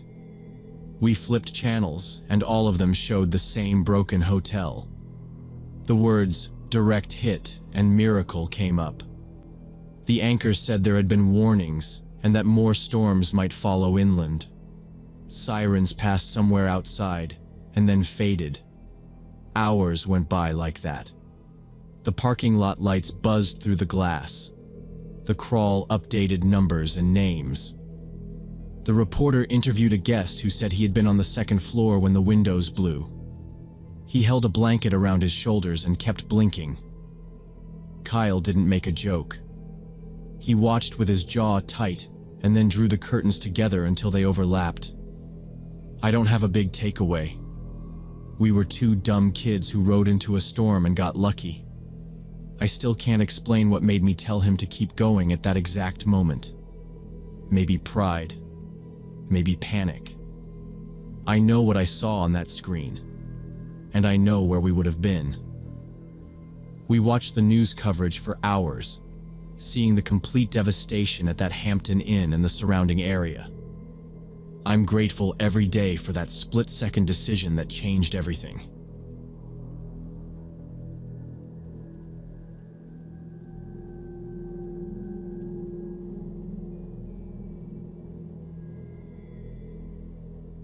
When I was 11, I was taking art classes at this community center in the Phoenix suburbs. My name is Sophia. The building was low and beige with a mural of hands holding paintbrushes by the front door. Inside, the halls smelled like tempera paint and old paper. Class ended at 4:30. I packed my sketch pad, washed the blue stain off my fingers, and waited on the metal bench by the entrance. Wind pushed grit across the sidewalk. The flag on the pole snapped hard enough to make a clack. Other kids got into cars and left. The instructor locked up the studio and waved once before heading to her car. It was quiet except for traffic on the main road and the whir of an old vending machine humming behind the glass. I checked the lobby clock and then the light outside. I didn't have a phone back then.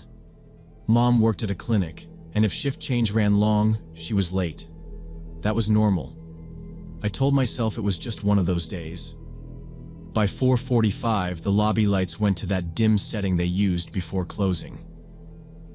The front desk had a box of lost and found scarves, a chipped mug, and a stack of flyers for yoga classes. I did a loop between the bench and the front door to warm up. Cold air came in every time the automatic doors slid open. A scrap of paper blew across the tiled floor and stuck by my shoe. When I looked up, it was almost 5. A white Toyota minivan pulled up right in front, clean as a catalog car. The kind with a sunshade folded on the dashboard and a booster seat clipped in the back. The window rolled down with a soft buzz. The driver leaned toward me like he didn't want to raise his voice in the wind and said, "You waiting for your parents?" I said yes. I told him my mom was running late. He nodded. He had plain glasses and a neat haircut. His shirt was a tidy polo, no stains, a light jacket on top. He looked like someone's dad who knew where everything was in his garage. He said, "You're Sophia, right?" He said my name like he'd said it before. "I'm Tom," he added. "Your mom asked me to get you. She got an emergency call at work." He talked in that steady way people use when they have to explain things to kids and don't want to scare them. He said he worked with my mom at the same clinic. He said traffic had been bad, and she didn't want me waiting outside with the wind and the building closing. He told me he knew our neighborhood and everything. He angled his hand toward the van door without pushing. His tone was easy. He kept one hand on the wheel. I didn't move right away. I looked at the empty hall, the lights going low, and the desk with no one behind it. I could see my breath when the door opened again and shut. A newspaper skated down the sidewalk, flapped, and caught on the curb. Tom didn't rush me. He just said, "We'll get you home. She's tied up. That happens." He said he'd been at the clinic during shift change. He mentioned something normal about how nurses swap charts and everyone leaves late. It sounded right. It sounded like the way my mom talked about work when she was tired and hungry at the same time. He knew my name. He knew my mom was a nurse. He knew about her hours. I looked at the clock again, then back at the parking lot. The instructor's car taillights were gone. The wind made the flag snap again, louder, and my fingers felt stiff. It was getting colder by the minute. The community center's automatic lights flickered in the hedge and buzzed on. I didn't want to be the last person sitting on a bench in a dark glass box. I didn't want to be the kid who made my mom feel worse after a bad day. I walked closer to the van. I checked the back seat through the glass. There were crumbs around the booster and a tote bag folded by the floor mat. The car smelled like the little tree air freshener and coffee. The heater was on low. Tom leaned over to pop the lock. He didn't smile big or act pushy. He said, "Let's get you out of the wind." I wasn't good at reading people then, but nothing jumped out like a warning. I made a choice that fit the facts I had. I climbed in. I clicked the seatbelt because that is what you do, and the belt felt cold across my jacket. Tom eased the van away from the curb like he'd just dropped someone off. He used his blinker. He kept both hands on the wheel. We rolled past the empty tennis courts, past the low wall with painted tiles, past the community room C sign. He asked how the class went and if we still did charcoal sketches first. I said yes. He said he used to draw cars when he was a kid and always put the wheels too small. It was basic talk, the kind you do to fill space. It made the drive sound normal. For the first few minutes, he went the same direction we always took home. Right at the light, left at the grocery with the red letters, straight through the next 2 stop signs. He didn't drive fast. He didn't make sudden turns. His hands were steady. He asked what school I went to and if I liked my teacher. He said he had to learn the names of all the kids on his niece's soccer team once, and it took him a week. It felt like the kind of adult who helps out sometimes. Then the pattern changed. We reached the place where we usually turn toward our street. Tom stayed in the middle lane. He put his blinker on for the ramp instead. I watched the arrow sign for our turn slip by on my right. I said, "This isn't our way." I didn't say it loud. I didn't say it mean. Just the fact. "We need to stop by a pharmacy," he said, keeping his eyes on the road. "On the other side of town. It's for your mom. They only have it there." The words came out even.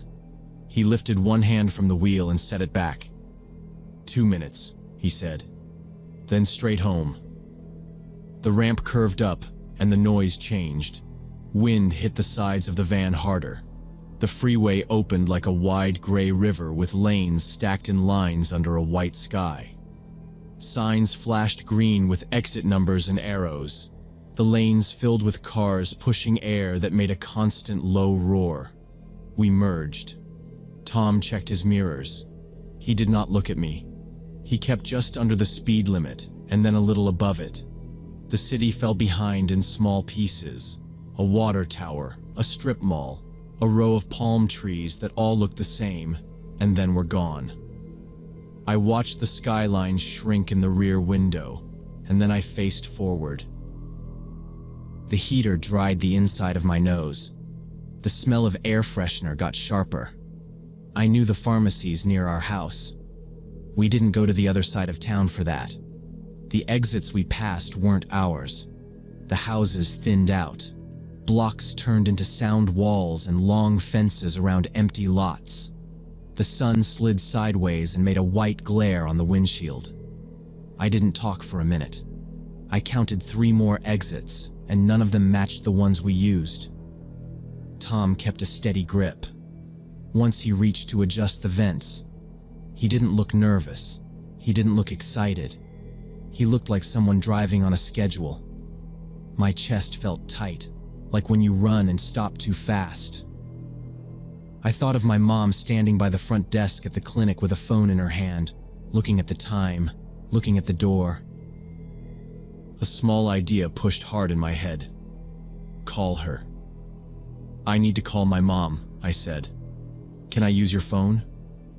I held my hands still on my knees so he could see I wasn't reaching for anything. I said it like a question and not like a fight. "My cell battery's dead," he said. I started crying and told him to take me home right now. My voice shook and I wiped my face with my sleeve. The seatbelt cut into my shoulder. "Take me home," I said again, louder. His jaw flexed. He didn't pretend to be nice anymore. He said, sharp and flat, "If you don't stop, I'll drop you off in the middle of nowhere." The words hit me like cold water. His tone was different. No smile voice, no soft talk. Just warning. Cars blasted past in the fast lane. The wind thumped the side of the van. A driver in a pickup glanced over. Another car hovered near our rear bumper, then moved up and stuck by our side. My face was red and wet. I couldn't stop the noise coming out of my mouth. Tom's hand tightened on the wheel. He flicked his eyes at me once, hard. The freeway curved. The noise mounted and dropped like waves. Then the brake lights ahead glowed all at once. Traffic stacked up near a merge. We rolled down, slower, to a crawl. The van shuddered as he tapped the brakes. A semi coughed somewhere behind us. I felt the belt across my chest. I looked at the handle, at the little silver lock pin, at the seam of the door. Each part was just a thing. My head went quiet. I pressed the red button. The belt snapped back and burned my neck. He jerked his head toward me. "What are you doing?" he said, but not loud. I didn't answer. I wrapped my hand around the handle. The latch felt greasy from skin. I pulled. The door popped and the wind grabbed it. Tires hissed on wet-looking pavement even though it wasn't wet. We were barely moving. Maybe 5, maybe 10. I didn't wait. I slid and half fell out. My shoes hit and skidded. My knees slammed into rough asphalt. Skin tore. I rolled on my hip and palm. The world tilted and jumped. The sting was bright and hot. My backpack strap ripped and the bag tumbled into the lane and flipped twice. A horn blew long and loud right behind my head, and a shadow of a bumper filled my sight. A sedan next to me screeched. The front end dipped. Rubber burned and the smell was thick and sour. The car stopped a foot from my legs. The driver leaned on the horn again and threw the shifter into park. I crawled on my elbows to the shoulder. My hands left smears. Grit stuck to blood. The van I had been in jerked forward, paused like maybe he'd stop, then moved again. He slid into the next gap and vanished under a line of truck trailers. No brake lights, no turn, just gone. The driver who stopped was a woman in a blue hoodie. She threw open her door and crouched beside me without touching me. "Don't move," she said. Her voice shook, but she kept it low. She looked over her shoulder at the flow of cars, then pulled her phone, thumb already pressing. "I'm calling 911. Another car pulled onto the shoulder behind her. Someone else got out and waved both arms for traffic to keep clear. I sat back against the concrete barrier. The world was noisy but far away. The woman asked my name. I told her. She asked if anything felt broken. I moved my fingers and ankles. Pain shot up, but nothing snapped. My knees were raw. My right palm had little stones stuck in it. A truck flew by and pushed a dirty gust over us. The woman put her hoodie on my shoulders and kept talking into her phone. "She jumped out," she told the dispatcher. "No, I don't think he stopped. White minivan, Toyota." He kept going. A man ran up holding a basic first aid kit from his trunk. He offered gauze pads. He didn't press them on me, just handed them and said, "Hold that there." I pressed them to my knees and palm. Everything went sticky and white. Someone asked if anyone saw the plate. People shook their heads. "I only saw the shape," the man said. "Traffic." A siren started far off and came closer, jumping between lanes. The patrol car arrived first, lights spinning. An officer parked behind the cars on the shoulder and set flares. He knelt down to my level, looked at my face, then at my knees. He asked simple questions. "How old are you? What's your mom's name? Where were you coming from?" I answered as straight as I could. He asked, "Did he touch you?" I said no. He asked if I was dizzy. I said a little. He told me to keep my head still. The ambulance pulled in with a heavy hum. The paramedics slid me onto a board and lifted me in. The inside smelled like plastic and antiseptic. They rinsed my cuts with something cool that stung and stuck butterfly bandages over the worst parts. One of them wrote numbers on a chart and said them out loud. Pulse 98. BP fine. He glanced at the officer, who climbed up to say he'd meet us at the ER. We drove to the hospital with the siren off. I stared at the ceiling and counted the screws in the panel above the stretcher. At the ER, a nurse cleaned my hands with iodine. The brown ran in streaks. She snipped a little thread from my backpack strap with tiny scissors and put it in a bag with my name. An officer stood by the door with his notebook open. He waited until the nurse finished taping gauze before he asked more. He kept it plain. What did he look like? How old? Height? Clothes? I said middle-aged, glasses, neat haircut, polo shirt, light jacket. He wrote each thing like a separate line. He asked what he said to me. I told him the words. He nodded once. He asked if I knew anyone named Tom at my mom's work. I said no. My mom got there fast and almost ran into the curtain. She grabbed my shoulders too hard and then loosened her hands. I didn't send anybody, she said. I don't know a Tom. Her face looked empty, and then full, and then empty again. The officer spoke soft to her, and then firm. He asked the same questions. He asked if any coworker drove a white Toyota minivan. She shook her head. She called her charge nurse and confirmed no one knew that name. Her hands shook when she held my wrist. The police checked traffic cameras and the city-owned ones near the on-ramps. Later, they told us the cameras by that stretch were down for maintenance that week. The angle from the private lot by the billboard didn't catch the lane we needed. No one had a plate. My description matched a lot of men. The booster seat didn't help either. The officer said, "We believe this was an attempted abduction." He said the person likely watched me leave class and timed it. He said it happens. He didn't dress it up. They discharged me with ointment, fresh bandages, and a paper with care steps. At home, we put a towel over my pillow because of the iodine smell. My knees pulsed when I bent them. Mom made 3 calls, then 10.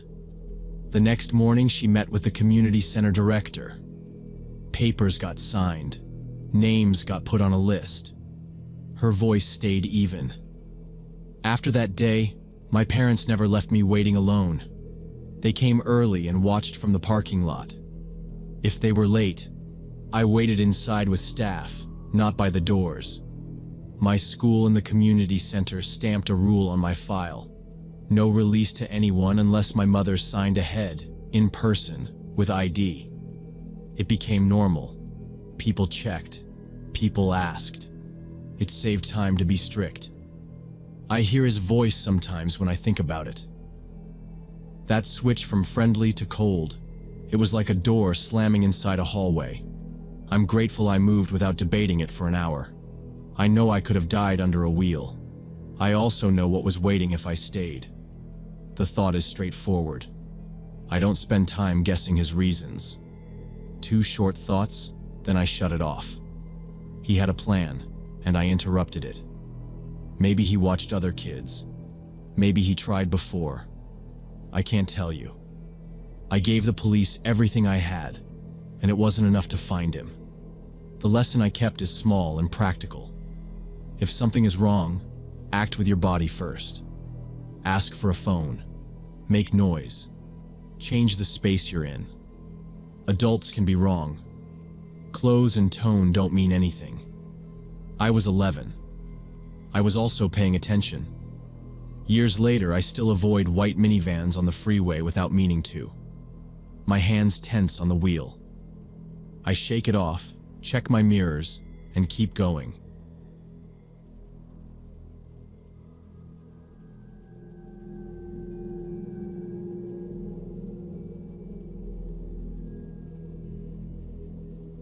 During the summer of 2019, I was working at a temporary placement center for people with mental health disorders. It was a 12-bed facility where patients were sent after discharge from hospitals or to avoid hospitalization in the first place. I was 29 and a social worker. On weekends, I often worked alone during the night shift from 11 p.m. to 7 a.m. The building was a one-story rectangle, a small lobby, a glassed workstation with a desk and a wall clock, then a straight hallway with 6 rooms on each side, a med room at the end, and a side office with a thin door and a squeaky hinge. The doors had metal plates from shoulder height down. We had cameras in the hallway, a cordless phone, a radio on my belt, and a red panic button under the desk that dialed a security line. One Friday evening, we received a new patient, Derek, 35, antisocial personality disorder, fresh out of prison for aggravated assault. He had a gym bag with 2 shirts, 1 pair of jeans, and a plastic folder of paperwork from Doc. During intake, he made a couple of crude comments about my body.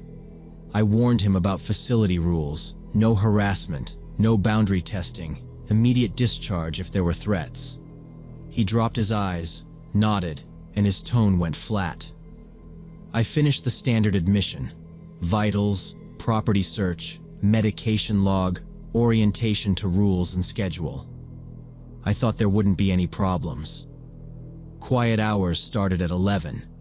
Most rooms had doors cracked for checks. Around midnight, while I was typing case notes, Derek came out barefoot and stood at the corner of my workstation, just outside the line where patients weren't allowed. He asked if I was working alone. I looked at the clock, 12:04. The hallway lights ran at half brightness, and the vending machine hummed in the lobby.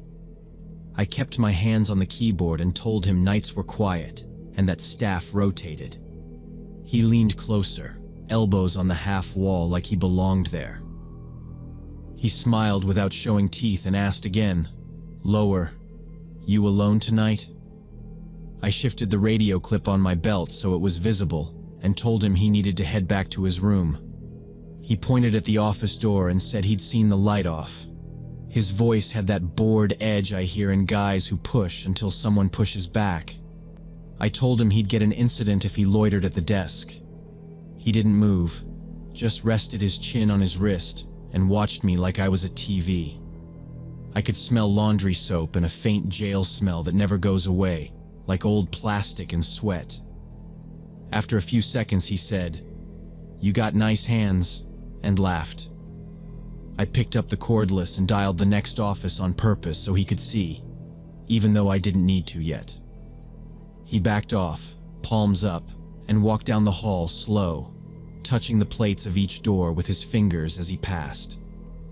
I logged the interaction and kept the radio on scan.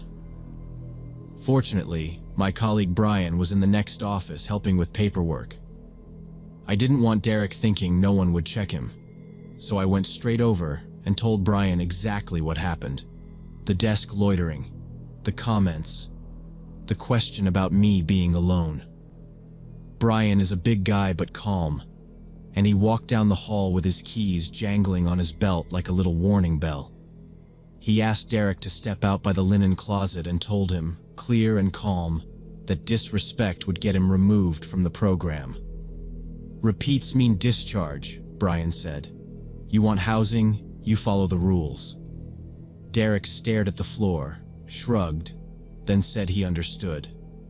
He went back to his room and closed the door. We finished notes and made rounds. Halls stayed quiet until changeover. At 7, I handed off to days and went home to sleep a few hours. The next morning, I was assigned a day shift, 8 a.m. to 4 p.m., and I came back with coffee and my badge lanyard tucked into my shirt. Brian was off-site by then. We had 3 morning meds and 1 PRN. At 9, I went to wake Marcus for his scheduled medications. He was always slow to get up. Marcus's room was the last door on the right, next to the med room with the keypad lock that stuck if you pressed too fast. I knocked twice and called his name, then knocked again because he liked to pretend he didn't hear. I could hear a TV from another room and showers running. As I waited there with the med cart keys in my pocket, Derek stepped out from a doorway behind me and moved up the hall with his hands in his sweatshirt. He stopped 2 feet away, close enough that I could see a little nick on his cheek from shaving. He said he wasn't happy I told my colleague about him. His tone was flat, not loud, and he stood at a slight angle so he could see the whole hallway, like he'd practiced it. I kept my shoulders square to Marcus's door and said we'd already discussed rules. He repeated that I had no right to talk to Brian. I could feel the dead air in the hall, the way sound travels when every other door is closed. The only movement was a dust strand in the beam of a ceiling light. I told myself to keep it boring, keep it procedural. I glanced at my watch, then at his hands, then at the medroom keypad. Marcus didn't answer the door. The clock ticked in the office behind me. Derek's jaw flexed once. I shifted my stance so my back wasn't to the hallway. I reminded him about the confidentiality rules I had explained the day before. Derek didn't like that I said the word confidentiality. He stepped closer, fast, and I felt his chest almost touching my shoulder. I backed up a half step and hit the door frame of Marcus's room. He put his forearm on the wall next to my head and angled his body to block me in. The metal plate on the door was cold against my arm. I could see a rash scar on his wrist and 2 faded prison tattoos near his elbow. He lowered his face so I caught the smell of stale coffee and mint gum. "Don't run your mouth," he said.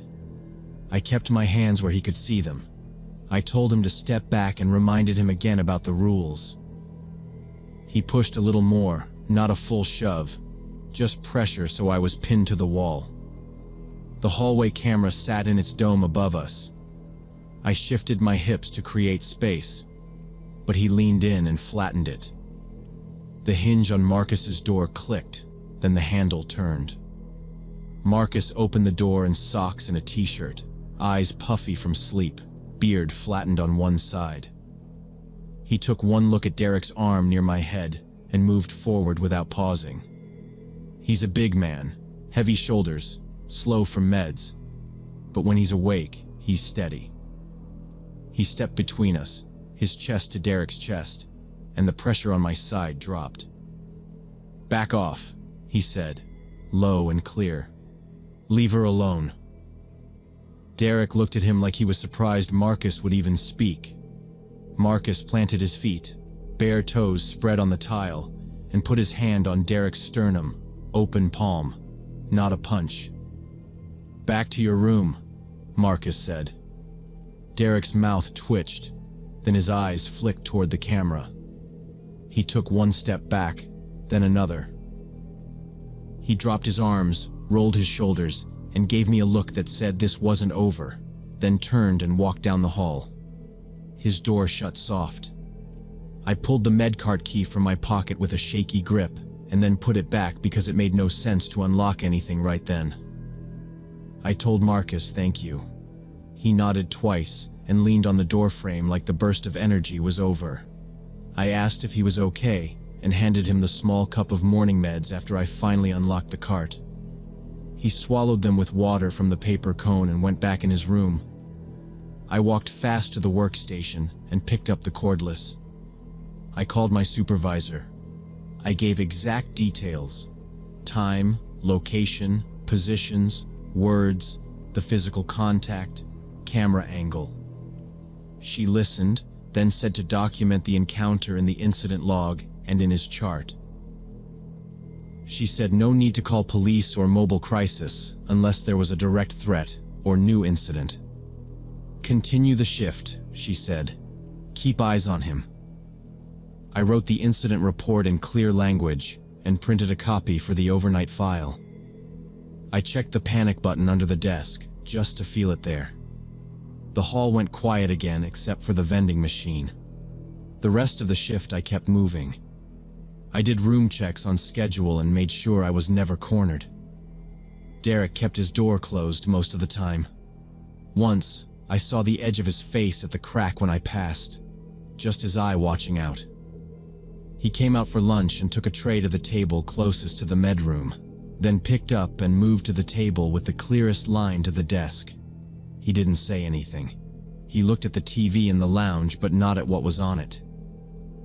When I walked to the supply closet, he stood up like he might follow, then stayed seated when a peer stepped into the hall. I could feel the attention like heat even when he didn't move. I kept the radio on my belt and told myself to keep the rhythms normal. Meds, chores list, smoke break schedule, rounds. At 2, I took calls from a case manager about another client's housing. At 3, I did the daily inventory on the locked drawer with sharps and signed the sheet. When my colleague came in for the evening shift, I waited for her in the lobby. I didn't sugarcoat anything. I laid out the timeline and the phrases he used, the way he leaned in, where my back hit the wall, where Marcus was standing. I pointed down the hall and showed her the exact spot. I told her he was avoiding direct contact now but tracking movement. I told her which camera would show the angle and which one wouldn't. I asked her to keep the office door propped and not to go into the med room without a second staff near the keypad. She nodded and wrote notes on a pad with the time and the room numbers. We reviewed the sign-out sheet and the schedule for showers and laundry. She said she would call the on-call if anything else happened. I left when she took the desk, but I looked back through the glass before I went out to make sure she had the radio clipped on. A week later, I got a message that Derek was being transferred to a different facility. It wasn't because of my report alone. 2 other patients had submitted complaints to staff about his comments to them, and one said he watched the female staff like a guard does count. The administrator signed a transfer to a partner site with more security. I saw the transport van pull up while I was finishing group notes. Derek loaded his gym bag and folder, glanced at the window, and got in without a scene. I filed my last notes and signed off. I turned in my resignation a month later. I wrote that we needed double coverage on days, working panic buttons, and a standing rule for law enforcement when staff were trapped or cornered. I wrote that the cameras needed blind spot audits. I handed the letter to HR and the program director. They said they would review policies. I boxed my desk photos, extra lanyard clips, and a coffee mug. I walked the hallway one last time, counted doors like I always did, and locked the med room for someone else to open the next morning. I'm still grateful to Marcus for stepping out at that moment. I catch myself remembering the sound of his door handle turning, the small click before it opened. I think about the quiet wait he had when he stood there. If he hadn't woken up, the angle of that hallway would have worked against me. Now I work at a day center with better staffing and stricter safety protocols.